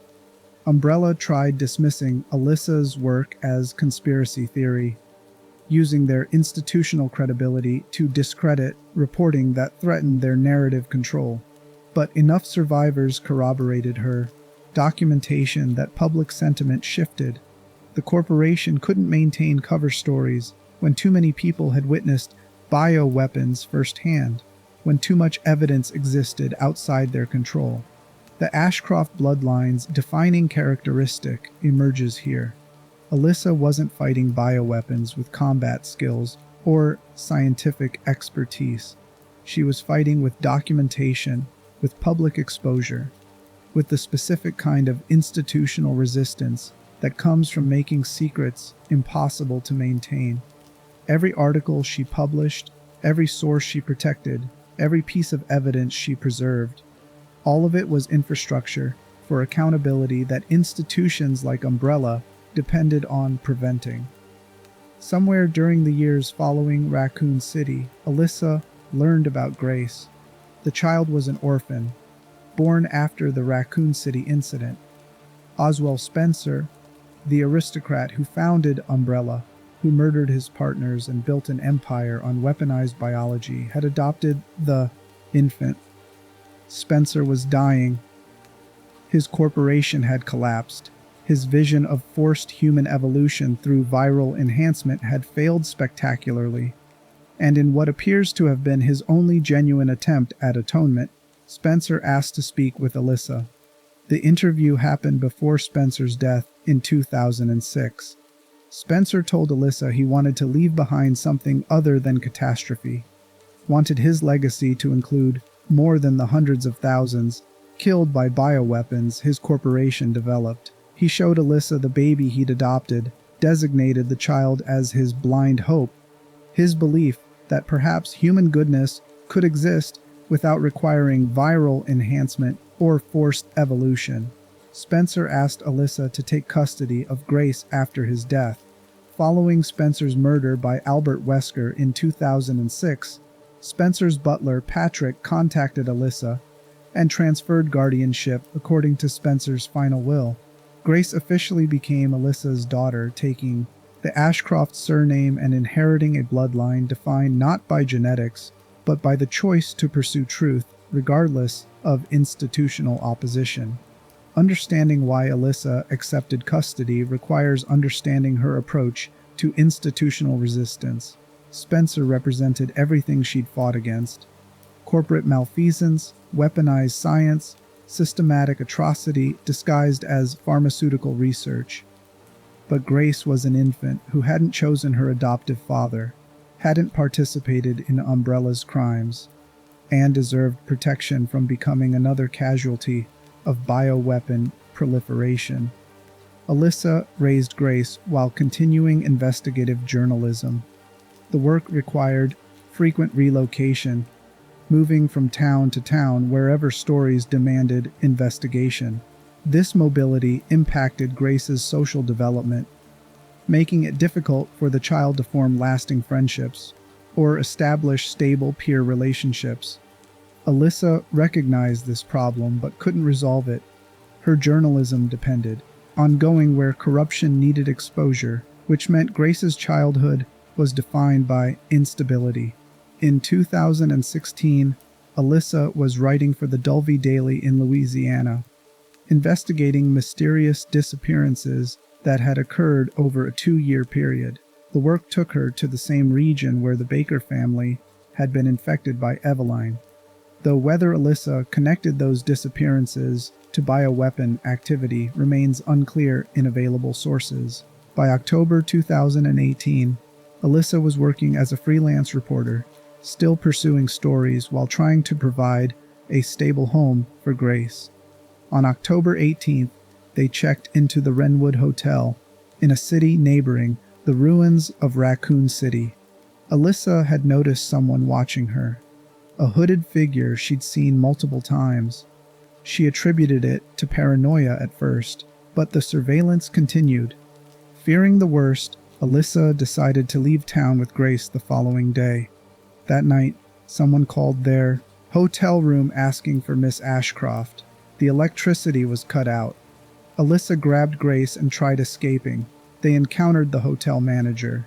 Then a hooded figure emerged and murdered the manager in front of them. Alyssa and Grace ran. They made it to another part of the hotel.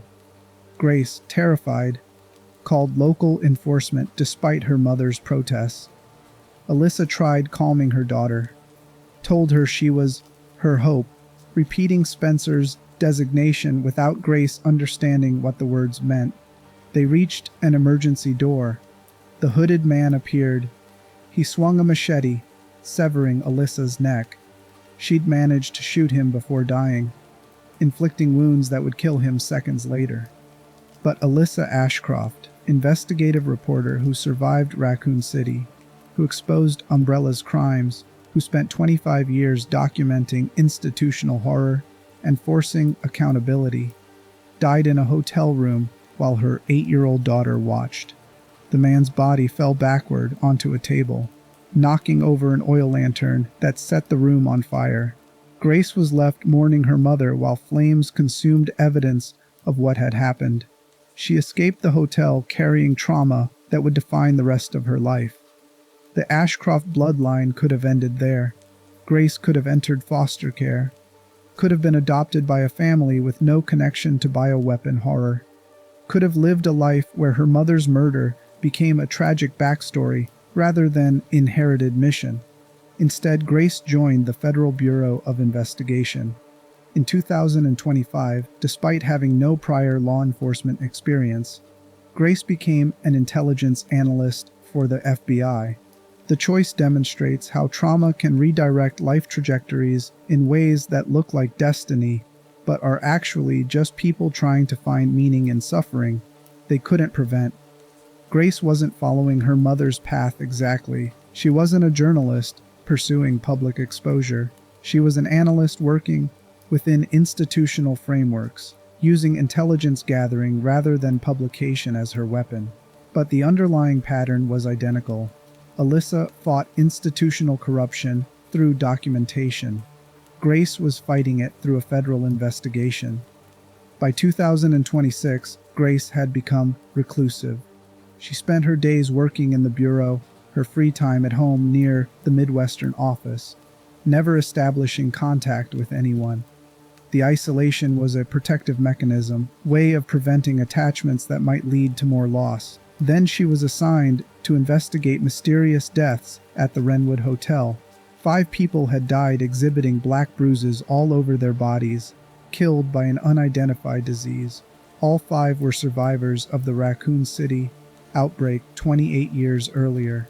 The investigation led to the abandoned Wrenwood Hotel, the same building where Alyssa had been murdered 8 years prior. Grace's assignment wasn't coincidental. Dr. Victor Gideon, a former Umbrella scientist, had orchestrated the entire investigation. Gideon had discovered Spencer's research notes about memory inheritance through the T virus. He believed Grace was the successful result of Spencer's final experiment. A child created through memory transfer who carried Spencer's consciousness and could unlock Elpis, a supposed virus Spencer had created and hidden in a facility beneath Raccoon City's ruins. Gideon planted the 5th body at the Wrenwood Hotel, specifically to draw Grace into investigation. He used connections within the government to ensure the FBI received the case and that Grace was assigned. He'd been monitoring her through a private detective for weeks, documenting her movements and routine to identify vulnerabilities. Grace walked into the hotel where her mother died, not knowing she'd been selected as a target for kidnapping and experimentation. The assignment forced her to confront trauma she'd been avoiding for 8 years while simultaneously investigating deaths that connected to the same Raccoon City outbreak that had defined her mother's life. During the investigation, Grace discovered she possessed immunity to the T virus and all progenitor virus strains. This immunity wasn't Spencer's memory transfer experiment. Grace wasn't a clone or manufactured consciousness. She was simply a child whose unique biology made her resistant to viral infections that killed or transformed most humans. But that immunity made her valuable. Gideon kidnapped Grace, bringing her to Arky, an underground facility beneath Raccoon City, where Spencer's final research was stored. Gideon believed Grace's biology was the key to unlocking Elpis, that her immunity would allow her to access systems designed to respond only to Spencer's specific genetic markers. Grace encountered Emily during captivity, a blind girl who had been held prisoner and experimented on by Gideon's organization. Despite her own terror, Grace tried protecting. Emily tried finding ways to free the child from the glass cell where she'd been sealed. The protective instinct mirrors Alyssa's choice to adopt Grace despite Spencer's connection to Umbrella's crimes.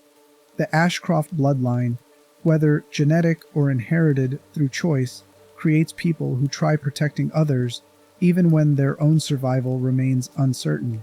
Leon Kennedy appeared during Grace's investigation, working his own angle on the mysterious deaths. He gave Grace a weapon called Requiem when she needed to defend herself, told her to escape while he handled threats she wasn't trained to fight. The partnership demonstrates how institutional resistance requires different skill sets working together.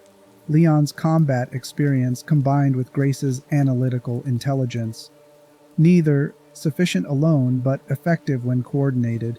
Grace eventually accessed ARC's systems. The password wasn't Spencer's memories encoded in her biology. It was simpler than Gideon's elaborate theories suggested. When the system asked what the creator wished for, Grace input hope, the designation Spencer had given her as an infant. The word Alyssa had repeated without Grace understanding its significance.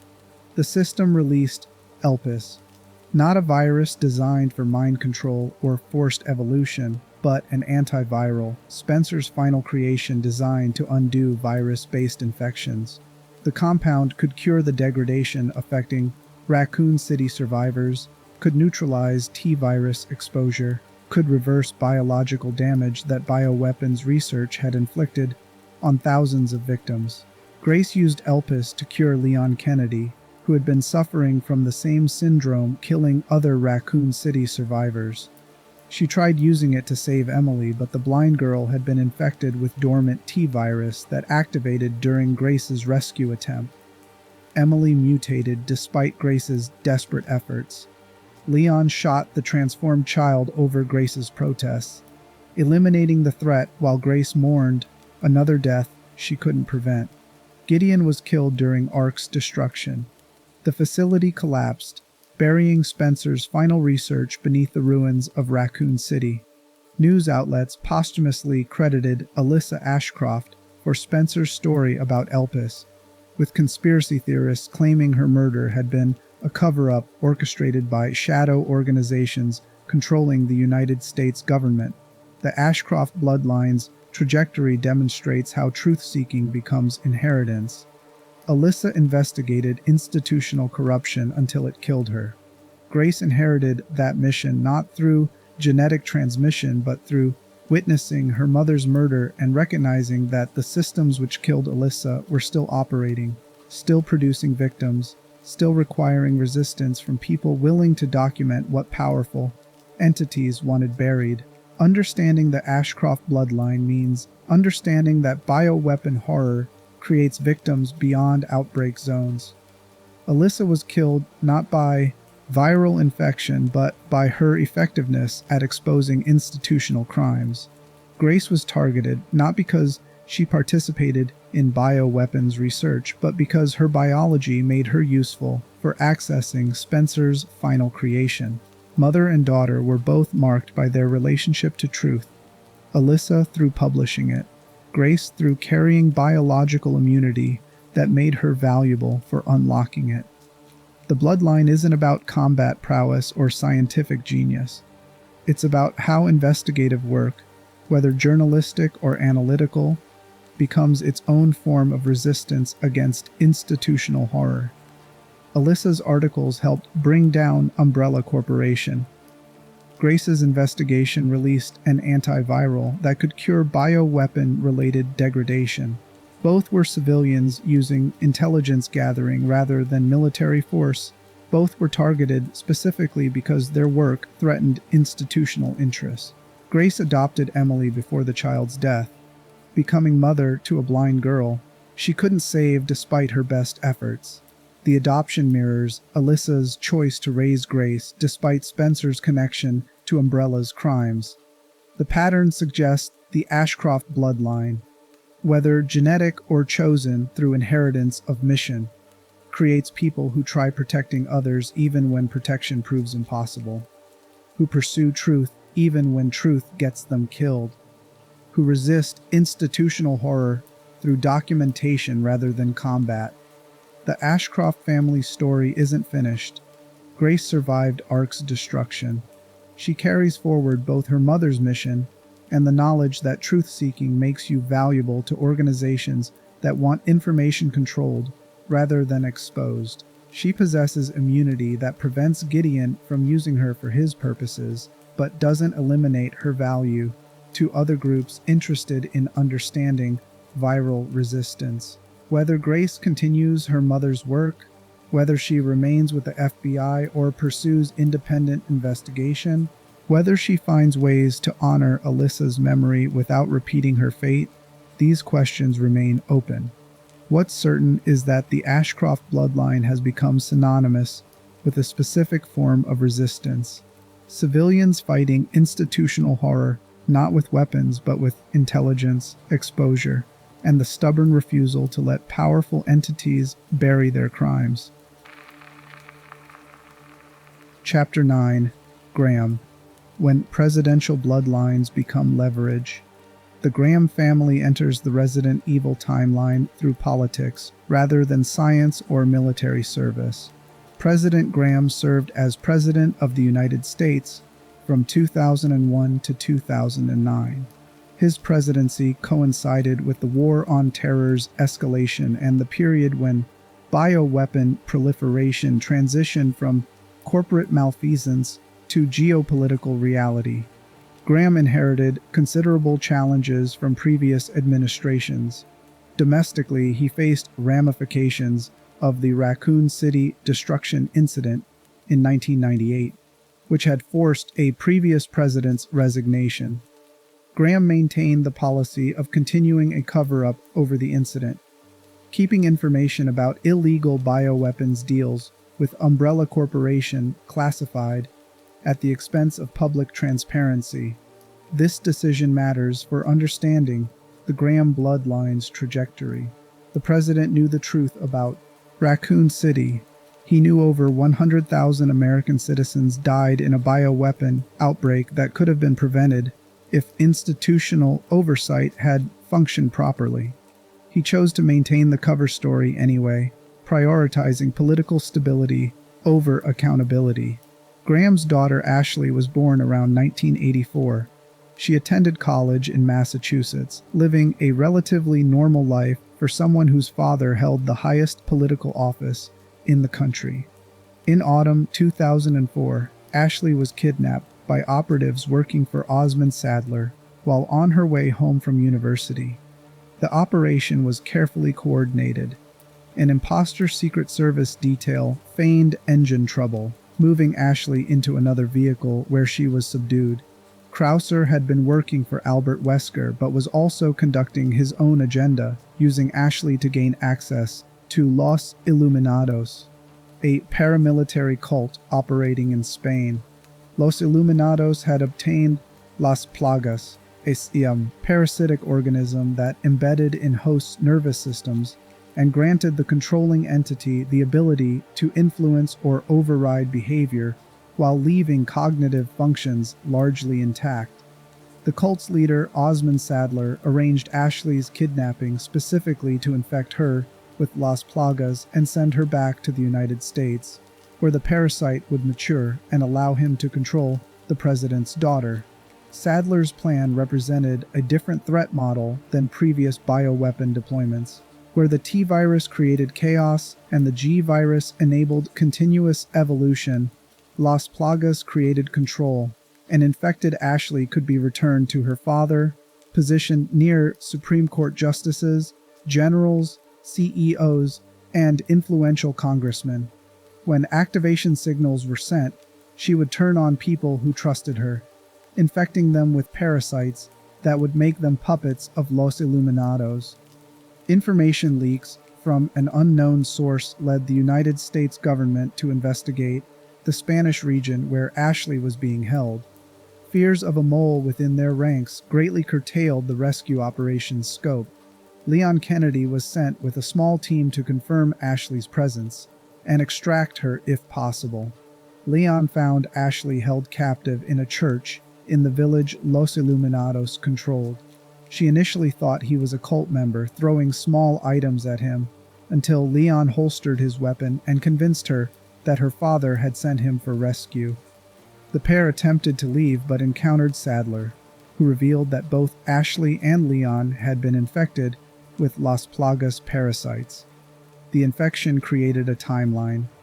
Ashley and Leon had limited time before the parasites matured, and Sadler gained the ability to override their behavior completely. They fought through cultists and bioweapons, searching for ways to remove the parasites before losing autonomy. Ashley's experience during the Los Illuminados crisis demonstrates how presidential bloodlines become leverage in bioweapon conflicts. She wasn't targeted because of anything she'd done. She was valuable specifically because of who her father was, what access her position near him provided, what strategic advantages controlling the president's daughter might create. During periods when she was separated from Leon, Ashley had to survive on her own despite lacking combat training or weapons expertise. She hid from cultists, navigated through dangerous areas, used environmental objects as improvised weapons. Her survival wasn't about exceptional skill, it was about refusing to give up even when circumstances appeared hopeless. Leon and Ashley eventually found equipment that could remove the Las Plagas parasites before they matured. Both were freed from infection. Ashley returned to her father's protection with trauma that would require years of processing. She'd been kidnapped, held captive by a cult, infected with a parasite designed to turn her into a weapon against her own country, and forced to fight for survival in situations no college student should encounter. President Graham's response to his daughter's kidnapping and rescue remains partially unclear in available sources. What's known is that he continued his presidency through 2009 without major bioterrorism incidents directly affecting his administration beyond Ashley's kidnapping. This suggests either effective prevention or successful cover-ups of incidents that might have occurred. The Graham bloodline represents something different from the Spencer, Wesker, or Redfield trajectories. Graham wasn't conducting research or fighting bioweapons. He was managing political consequences of bioweapon proliferation, trying to maintain governmental stability while threats evolved faster than institutional responses could adapt. Ashley's value as a strategic target illustrates how bioweapon conflicts spread beyond scientists and soldiers. Being the president's daughter made her valuable to Los Illuminados despite her having no connection to bioweapons research or deployment. Her bloodline, her relationship to political power, transformed her into leverage that could potentially control American policy through parasitic infection. Understanding the Graham bloodline means understanding how bioweapon threats create vulnerability for anyone connected to power structures. Ashley didn't choose involvement in bioweapon horror. She was selected as a target because her father's position made her kidnapping strategically valuable. The protection her bloodline supposedly provided, Secret Service details, security protocols, institutional safeguards, all failed because bioweapon organizations operate outside conventional security frameworks. After returning from Spain, Ashley's life trajectory remains unclear in available sources. Whether she continued college, whether she pursued political involvement like many presidential children, whether the trauma from Los Illuminados changed her life direction, these questions lack definitive answers. What's known is that she survived an experience designed to turn her into a weapon, maintained enough presence of mind during captivity to assist in her own rescue, and returned to a world where her presidential bloodline would always make her valuable as potential leverage. The Graham family's involvement in the Resident Evil timeline demonstrates how bioweapon proliferation creates threats that extend beyond outbreak zones and combat operations. Political families become targets. Presidential bloodlines become strategic assets for organizations seeking influence, and the children of those families discover that their inherited position, rather than protecting them, marks them as valuable commodities in conflicts they never chose to enter. Chapter 10. Winters. When normalcy becomes bioweapon. Ethan Winters was aggressively normal. He worked as a systems engineer, fixing computers for a living. He married Mia, who worked in what she described as shipping logistics for a corporation she couldn't discuss in detail. They lived in California, maintained a suburban existence that looked unremarkable from outside. Ethan had no military training, no law enforcement background, no connection to bioweapons research or Umbrella's history. This normalcy matters for understanding the Winters bloodline. Ethan wasn't selected for Project W experiments. He wasn't recruited by STARS or trained by Delta Force. He didn't inherit scientific legacy or aristocratic resources. He was simply someone who married a woman whose employer was developing bioweapons, which was enough to destroy his life completely. Mia Winters worked for an organization called The Connections. The corporation operated in the bioweapons black market that emerged after Umbrella's collapse, developing products for clients who wanted capabilities that conventional weapons couldn't provide. Mia's actual job involved handling Eveline, a bioweapon designed to look like a 10-year-old girl while functioning as a weapon of mass control. Eveline was created using mold-based technology. The Connections had obtained samples of Mother Miranda's mold from Eastern Europe, recognizing that fungal bioweapons offered advantages over viral agents. Where viruses killed hosts or degraded their cognitive abilities, the mold could preserve intelligence while granting external control. Eveline represented weaponized versions of what Miranda had spent a century researching, stripped of any pretense about resurrection or scientific curiosity, purely designed to dominate and control. But Eveline's psychological profile was flawed from creation. The Connections gave her the appearance and emotional needs of a child without considering what that would mean for a bioweapon that never ages. Eveline desperately wanted family, wanted to be loved and protected, wanted normalcy that her nature made impossible. In 2014, Mia was transporting Eveline on a tanker ship. The bioweapon escaped containment during transport. Eveline infected crew members, forcing Mia to crash the vessel rather than allow it to reach port with an active bioweapon aboard. The ship ran aground near Dulvey, Louisiana. Eveline and Mia survived the crash. Eveline found the Baker family. Jack and Marguerite Baker owned property in the Louisiana Bayou, living a relatively isolated existence with their son Lucas and daughter Zoe.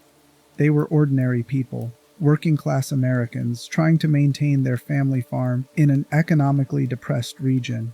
When they found what appeared to be a young girl and an injured woman near their property, they did what their culture and decency demanded. They brought the strangers inside, offered hospitality, called for medical help. Eveline infected them all. The mold spread through the Baker family over the following days, giving Eveline control over their behavior while preserving enough of their original personalities that they remained aware of what was happening. Jack's violence came with apologies. Moments where his real personality surfaced long enough to beg victims to run before the mold reasserted control.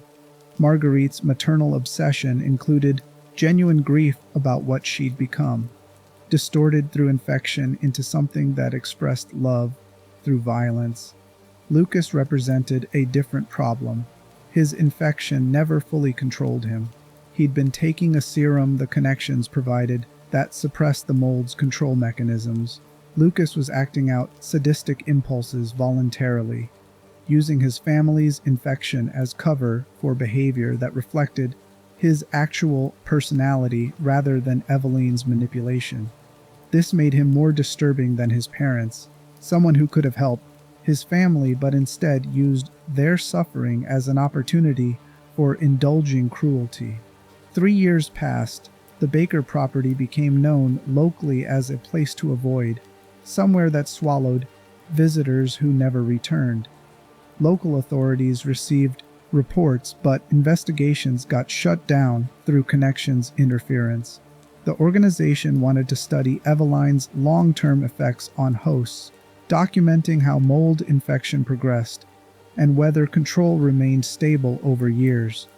In 2017, Ethan Winters received a message from Mia asking him to come to Louisiana. She'd disappeared 3 years earlier during a work assignment she couldn't discuss. Ethan went to the address she provided because his wife was asking, and 3 years of absence deserved answers even when circumstances suggested the answers would be terrible. Ethan discovered Mia in the Baker house basement, shifting between lucidity and violent episodes where she attacked him with lethal intent. He was captured by Jack Baker, who dragged him to a dinner table, where the family acted out a grotesque parody of normal meals, while their bodies demonstrated signs of advanced mold infection, regenerating severed limbs, surviving injuries that should be instantly fatal. Ethan's survival of the Baker house demonstrates how desperation can substitute for training. He wasn't skilled at combat. He didn't understand bioweapons. He simply refused to stop moving forward because stopping meant dying or abandoning Mia. His hand got cut off, and he reattached it with medical staples. He sustained injuries that should have been fatal, and kept functioning through willpower and improvised first aid. What Ethan didn't know, what wouldn't be revealed until years later, was that Jack Baker had killed him during their initial confrontation at the dinner table. The mold infection from Eveline had resurrected his body, maintaining his consciousness, while his actual biology became fungal rather than human. Ethan had been a walking corpse since that first night, held together by the same organism that destroyed the Baker family. Ethan fought through the plantation, gradually understanding that the Bakers weren't villains so much as victims, forced to perform villainy by infection they couldn't resist. He encountered Zoe Baker, the daughter who had managed to resist Eveline's control, enough to maintain some autonomy. Zoe had been studying the mold infection, trying to develop a cure that could free her family. Ethan killed Eveline using a specialized toxin developed by the connections for eliminating failed bioweapons. Eveline's death released the Bakers from infection, though Jack and Marguerite had been too damaged to survive freedom. Lucas escaped, continuing to work with the connections because his sadism had found institutional home in an organization that valued people willing to conduct atrocity without ethical constraint. Chris Redfield appeared as Ethan and Mia were extracted from the property. He was working for Blue Umbrella, a reformed version of the corporation supposedly dedicated to cleaning up bioweapon proliferation. The reveal was jarring. Chris working for any organization carrying the Umbrella name seemed like betrayal of everything he'd fought for. But the bioweapon industry had become so entrenched that even former enemies got rehabilitated when institutions decided their expertise was more valuable than accountability for past crimes. Ethan and Mia relocated to Europe under BSAA protection, attempting to build a normal life from trauma that made normalcy impossible. Mia became pregnant. They had a daughter named Rose. The connections maintained interest in the family because Mia's infection might have affected the pregnancy, potentially creating a child with innate mold resistance or integration that would be scientifically valuable. What nobody realized was they'd relocated to the region where Mother Miranda had been conducting experiments for over a century, where the mold originated, where the entire bioweapon industry's foundational research was first developed. Miranda had been watching the Baker situation from afar, recognizing her mold being weaponized by organizations that didn't understand its true potential. When she learned about Rose Winters, an infant possibly born with mold integration, she recognized the opportunity she'd been searching for across generations of failed experiments. Rose might be the perfect vessel for Eva's consciousness, a child whose biology had been prepared by her mother's infection to accept what Miranda wanted to implant. In 2021, Chris Redfield broke into Ethan's home and shot Mia in front of him. Ethan was captured along with Rose and transported in a vehicle that got ambushed by lichens. The vehicle crashed. Rose was taken. Ethan woke in the village Miranda had ruled for decades, surrounded by architecture that hadn't changed substantially since the 1920s. Walking through this village, Ethan experienced horror that was more cultural than biological. The buildings were medieval. The residents spoke about ceremony and ritual in ways that suggested they'd been doing this so long they'd forgotten why it started. Children played games about lichens like American children play games about ghosts. The normalization was the horror. Bioweapon experimentation had become so embedded in this community's identity that nobody questioned it anymore. Miranda had divided Rose into 4 parts, distributing them among the 4 lords who ruled different territories under her authority.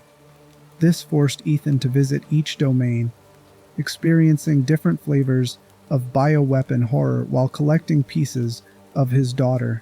The mechanic transformed Rose into objectives on a map, but it also emphasized how bioweapons research treats human bodies as raw materials that can be disassembled and studied without regard for personhood. Ethan fought through Castle, Dimitrescu, House Beneviento, the Reservoir, and Heisenberg's factory. Each location demonstrated a different application of Kadu parasites. Miranda's mold-based bioweapon that granted enhanced abilities while requiring hosts to serve her vision. Lady Dimitrescu and her daughters. Donna Beneviento's hallucinogenic manipulation. Salvatore Moreau's desperate need for approval. Carl Heisenberg's magnetic control and rebellion plans. The confrontation with Miranda forced the timeline's most devastating revelation. Chris hadn't actually killed Mia. He'd killed Miranda disguised as Mia. The real Mia had been kidnapped before Chris's raid. Miranda had been impersonating Mia for weeks, living with Ethan and Rose while planning how to use the child for Eva's resurrection. Miranda attempted her daughter's resurrection using Rose as a vessel. The process began, but failed. Rose's consciousness was too strong, too individual to be overwritten. Eva couldn't return because Rose refused to stop, existing, fighting for her own identity in ways Miranda's previous experimental subjects never managed. Then the timeline revealed what Ethan had been denying since Louisiana. He died in the Baker house 3 years ago. Jack Baker killed him during the initial confrontation at the dinner table, and the mold infection from Eveline resurrected his body, maintaining his consciousness while his actual biology became fungal rather than human. This revelation reframed every injury Ethan survived. His hand getting cut off and reattached shouldn't work on normal human biology, but mold-based life repairs damage far beyond what mammalian healing can accomplish. His survival of injuries that would kill normal humans wasn't heroism or luck. It was because he wasn't human anymore. Hadn't been since that first night in the Baker house. Ethan used this realization strategically. If he was already dead, already beyond saving, Then sacrifice became a simple tactical choice rather than tragedy. He used a BSAA explosive device to destroy the megamycete, the massive mold colony beneath the village that had been powering Miranda's abilities and storing consciousnesses she'd assimilated over a century. Chris extracted Mia and Rose. Ethan stayed behind, watching his family escape in a helicopter, knowing they'd survive even though he wouldn't. The explosion consumed the village, eliminating Miranda and the megamycete, ending a bloodline of horror that started with a grieving mother and a cave and a fungus that promised resurrection. But the explosion didn't eliminate the mold from Rose. She carried it in her biology, inherited from her mother's infection and her father's resurrection. Growing up, Rose developed abilities that made her valuable to every organization interested in bioweapons research. By 2037, Rose was 16 years old, raised by Mia, and protected by organizations that recognized her strategic value. She had powers inherited from mold, integration, abilities that made her useful for combating bioweapons, but also made her a target for groups that wanted to study or exploit her biology. Someone approached Rose with an offer to enter the megamycete's remains and eliminate her powers. Rose accepted, entering the mold consciousness, where she experienced fragmented memories from people the megamycete had assimilated over centuries. She encountered Miranda's presence, still existing as an information pattern within the fungal network. She saw her father Ethan, preserved in the mold's memory of his final moments. Rose ultimately decided to keep her powers, not because she wanted them, but because eliminating them wouldn't eliminate what they represented or the threats they allowed her to combat. She couldn't escape being a bioweapon any more than Leon could escape being a survivor. The categories had become permanent aspects of identity that no choice could fully undo. The Winter's bloodline demonstrates how normalcy offers no protection from bioweapon horror. Ethan was selected for victimization not because of who he was, but because of who he married. His complete lack of training or preparation didn't prevent his involvement. It just meant he suffered more during the process, and his daughter inherited abilities that guaranteed she'd remain involved in bioweapon conflicts for the rest of her life, carrying forward a pattern that began when Mia took a job with the Connections and never told her husband what that employment actually meant. Understanding the Winter's bloodline means understanding how bioweapon proliferation creates victims from ordinary people. The family wasn't conducting research or fighting institutional horror. They were trying to live normal lives while unknowingly connected to industries that made normalcy impossible. Ethan's death and resurrection, Rose's inherited abilities, Mia's guilt over employment choices that destroyed her family. All of it traces back to the moment when corporations decided weaponizing life was profitable and individuals got caught in machinery they never consented to being part of. Chapter 11. Baker. When family becomes forced performance. The Baker family existed for generations in Louisiana before Eveline arrived.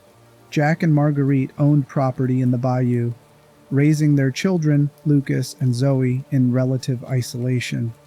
They weren't wealthy, they weren't connected to political power or scientific institutions. They were working-class Americans maintaining a family farm in an economically depressed region. Available sources provide limited information about the Baker family's history before 2014. What's known suggests they were ordinary people living ordinary lives, dealing with economic pressures, navigating family dynamics, trying to maintain property that had been in their family for generations. Jack Baker appears to have been the family's patriarch, someone who took responsibility for keeping the property functional and providing for his family. Marguerite managed household affairs and maintained family cohesion. Lucas showed signs of sociopathic tendencies even before Eveline's infection. enjoying cruelty, lacking empathy, viewing other people as objects for manipulation rather than individuals deserving respect. Zoe was the youngest, someone trying to navigate family dynamics while planning eventual escape to pursue education and opportunities not available in rural Louisiana. The family's trajectory changed completely when they found Eveline and Mia near their property. They brought the strangers inside. They offered hospitality. They demonstrated the kind of human decency that isolated communities traditionally extend to people in distress. This kindness destroyed them. Eveline infected the entire Baker family with mold-based bioweapon designed for control. The infection spread through their bodies over days, restructuring their biology while preserving enough consciousness that they remained aware of what was happening. They could feel the mold taking control, could sense their bodies moving, according to Eveline's desires rather than their own will, could watch themselves perform actions they desperately wanted to resist. Jack Baker's violence during the 3 years of infection came with moments of clarity where his real personality surfaced. He would apologize to victims, would beg them to run, would express horror at what his body was doing under Eveline's control. These moments of lucidity made the horror worse rather than better. Jack was aware enough to know he was hurting people but couldn't stop his body from following Eveline's commands. Marguerite Baker's maternal instincts became weaponized through infection.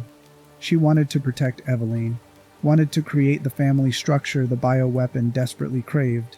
But Marguerite's real personality remained conscious underneath, watching herself perform grotesque parodies of motherhood, expressing love through violence because the mold wouldn't let her express it any other way. Lucas Baker was taking a serum that suppressed the mold's control mechanisms. The connections had provided this serum as part of studying whether infected hosts could maintain autonomy if given chemical intervention. Lucas could have used this freedom to help his family, could have attempted to cure them or at least ease their suffering. Instead, he used their infection as cover for acting out sadistic impulses he'd always possessed. Lucas's behavior demonstrates that bioweapon infection doesn't create evil.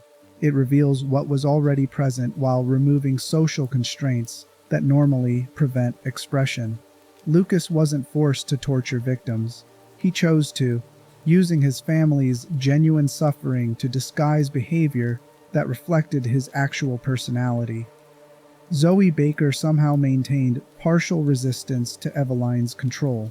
The mechanism behind this resistance remains unclear in available sources.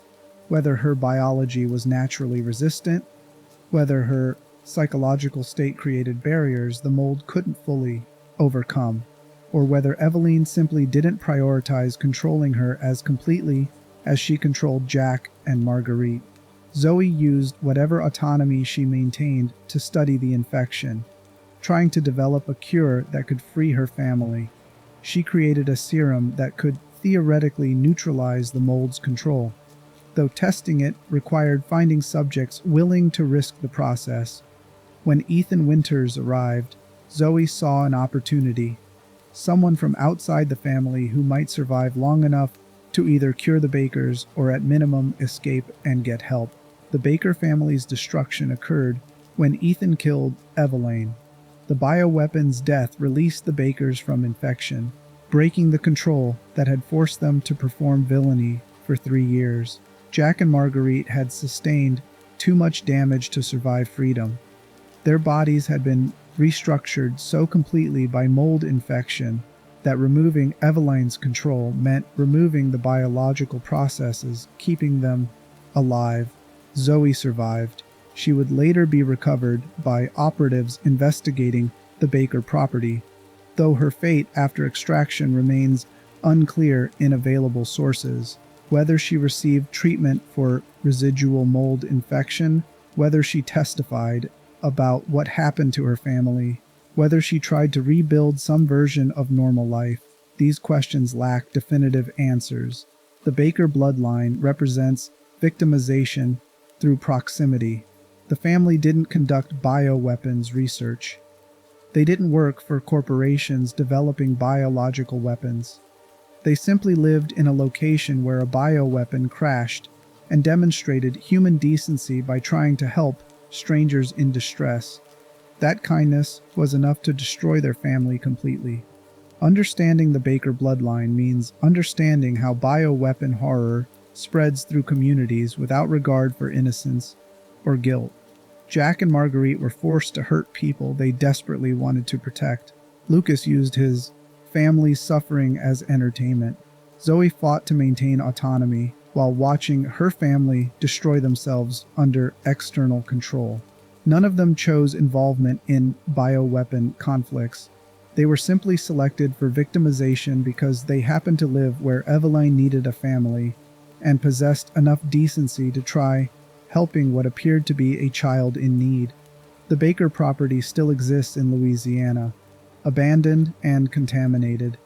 The connections never properly remediated the site, leaving mold spores and biological material that might remain viable for decades. Local authorities continue warning people to avoid the area, though the official explanation attributes the danger to industrial contamination rather than bioweapon residue. The Baker bloodline ends with Zoe, the sole survivor of a family destroyed by offering hospitality to strangers. Their story doesn't involve heroic resistance or scientific achievement. It's simply the documented result of bioweapon proliferation reaching people who had no connection to the industry that created such weapons. People whose only crime was living in the wrong place when a bioweapon needed hosts. Epilogue: Bloodlines as vectors. 11 families, 11 different relationships to bioweapon horror. 11 trajectories that demonstrate how institutional catastrophe transforms bloodlines into vectors for transmission. Some spreading the infection, others trying to contain it, some documenting it for the historical record, all of them marked by their family names in ways that outlive individual choices. The Spencer bloodline weaponized grief into global catastrophe, transforming one aristocrat's ideology into an industry built on treating human life as experimental material. The Ashford family turned scientific legacy into pathology, each generation trying to prove family worth through achievements that only deepened their obsession. Marcus pursued understanding divorced from ethics, creating consciousness that outlived death through bioweapon biology he couldn't control. The Wesker bloodline represents weaponized evolution. Birkin demonstrated how genius becomes contagion, how dedication to research, without consideration of consequences, transforms loving parents into vectors for catastrophe. The Redfield siblings chose sustained opposition without institutional backing, discovering that resistance rarely changes systemic problems, but remains necessary anyway. Valentine's Delta Force training couldn't protect her from becoming both operative and experimental subject. The Ashcroft family learned that truth-seeking makes you valuable to organizations wanting information controlled rather than exposed. Alyssa was killed not by viral infection, but by her effectiveness at documenting institutional crimes. And Grace inherited that mission through witnessing her mother's murder. The Graham family discovered that presidential bloodlines become leverage in bioweapon conflicts, that inherited political position marks children as valuable commodities. The Winters family learned that normalcy offers no protection, that simply marrying someone whose employer develops bioweapons is enough to destroy lives completely. And the Baker family was victimized through proximity, offering hospitality that destroyed them. These bloodlines don't tell a story about zombies or bioweapons. They tell a story about how institutions transform individuals into vectors, how family names become shorthand for catastrophe or resistance or documentation, how genetics and trauma and institutional horror tangle together until you can't separate heredity from history. Rose Winters walks forward carrying abilities inherited from her mother's infection and her father's resurrection. She's 16 years old and already understands she'll spend the rest of her life as both a weapon and target, valuable to organizations that want to study her biology, and essential for combating threats those same organizations might deploy. Grace Ashcroft continues her mother's work through federal investigation rather than journalism, carrying forward Alyssa's mission to expose institutional corruption while possessing immunity that makes her valuable for reasons she never chose. Both young women demonstrate how bloodlines transmit more than genetics. They transmit trauma, mission, the inherited understanding that certain family names mark you for involvement in conflicts you never consented to join. The cycle doesn't end. New families will be marked. New bloodlines will become vectors. The knowledge exists. The market forces persist. And enough institutional actors have decided bioweapons are acceptable tools that preventing proliferation requires fighting both criminals and governments simultaneously. But understanding these 11 bloodlines means understanding the pattern. Spencer's ideology, Ashford's pathology, Marcus's obsession, Wesker's enhancement, Birkin's genius, Redfield's resistance, Valentine's endurance, Ashcroft's documentation, Graham's leverage, Winters's normalcy, Baker's victimization, 11 families, 11 vectors, one industry built on weaponizing life itself. The question isn't whether new bloodlines will be marked. The question is whether understanding these patterns changes anything, whether recognizing how bioweapon horror transmits across generations, through infection, through combat, through investigation, creates possibilities for breaking cycles that seem designed to continue forever. That answer remains unwritten, but the bloodlines documented here prove several things beyond dispute. First, genetics don't protect you from institutional horror. They just determine how you'll intersect with it, whether you're spreading the infection, fighting it, documenting it for public record, or simply being in the wrong place when institutional machinery needed new victims. Second, resistance takes multiple forms. The Redfield siblings fought with firearms and combat training. Valentine fought with Delta Force skills and BSAA operations. The Ashcroft family fought with documentation. Alyssa through journalism, Grace through federal intelligence analysis. Different weapons, same war, identical recognition that institutional horror requires opposition even when opposition proves insufficient. Third, bloodlines transmit more than biology. Rose Winters inherited mold integration from her parents' infections. Grace Ashcroft inherited an investigative mission from her mother's murder. Both carry forward patterns that began before their births. Both discovered their family names marked them for participation in bioweapon conflicts, regardless of their personal choices, and sometimes, like the Winters or the Bakers or the Ashcrofts, your bloodline simply marks you as being in the wrong place when institutional machinery needed new victims, or new investigators whose effectiveness at exposure made them targets for elimination. The horror isn't the zombies. It never was. The horror is how easily bloodlines become vectors, how institutions transform families into transmission mechanisms, how individual choices matter so much less than the systems those individuals navigate.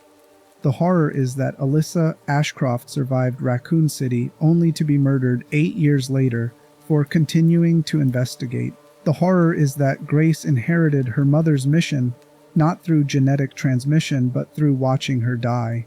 The horror is that truth-seeking becomes as dangerous as viral infection when institutions decide documentation threatens their interests more than bioweapons threaten public safety.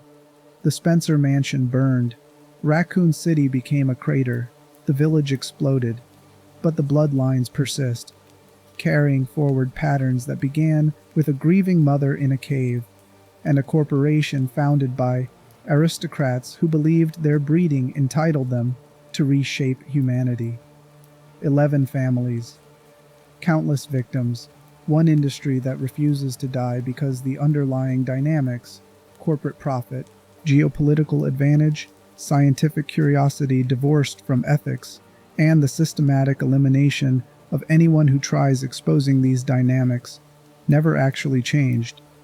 Understanding these bloodlines means understanding how horror transmits across generations, how trauma becomes inheritance, how resistance becomes bloodline tradition, whether through combat, intelligence work, or investigative journalism, how normalcy becomes impossible once institutional machinery marks your family name, how documentation can be as threatening to power structures as direct opposition, making journalists and analysts targets alongside soldiers and survivors.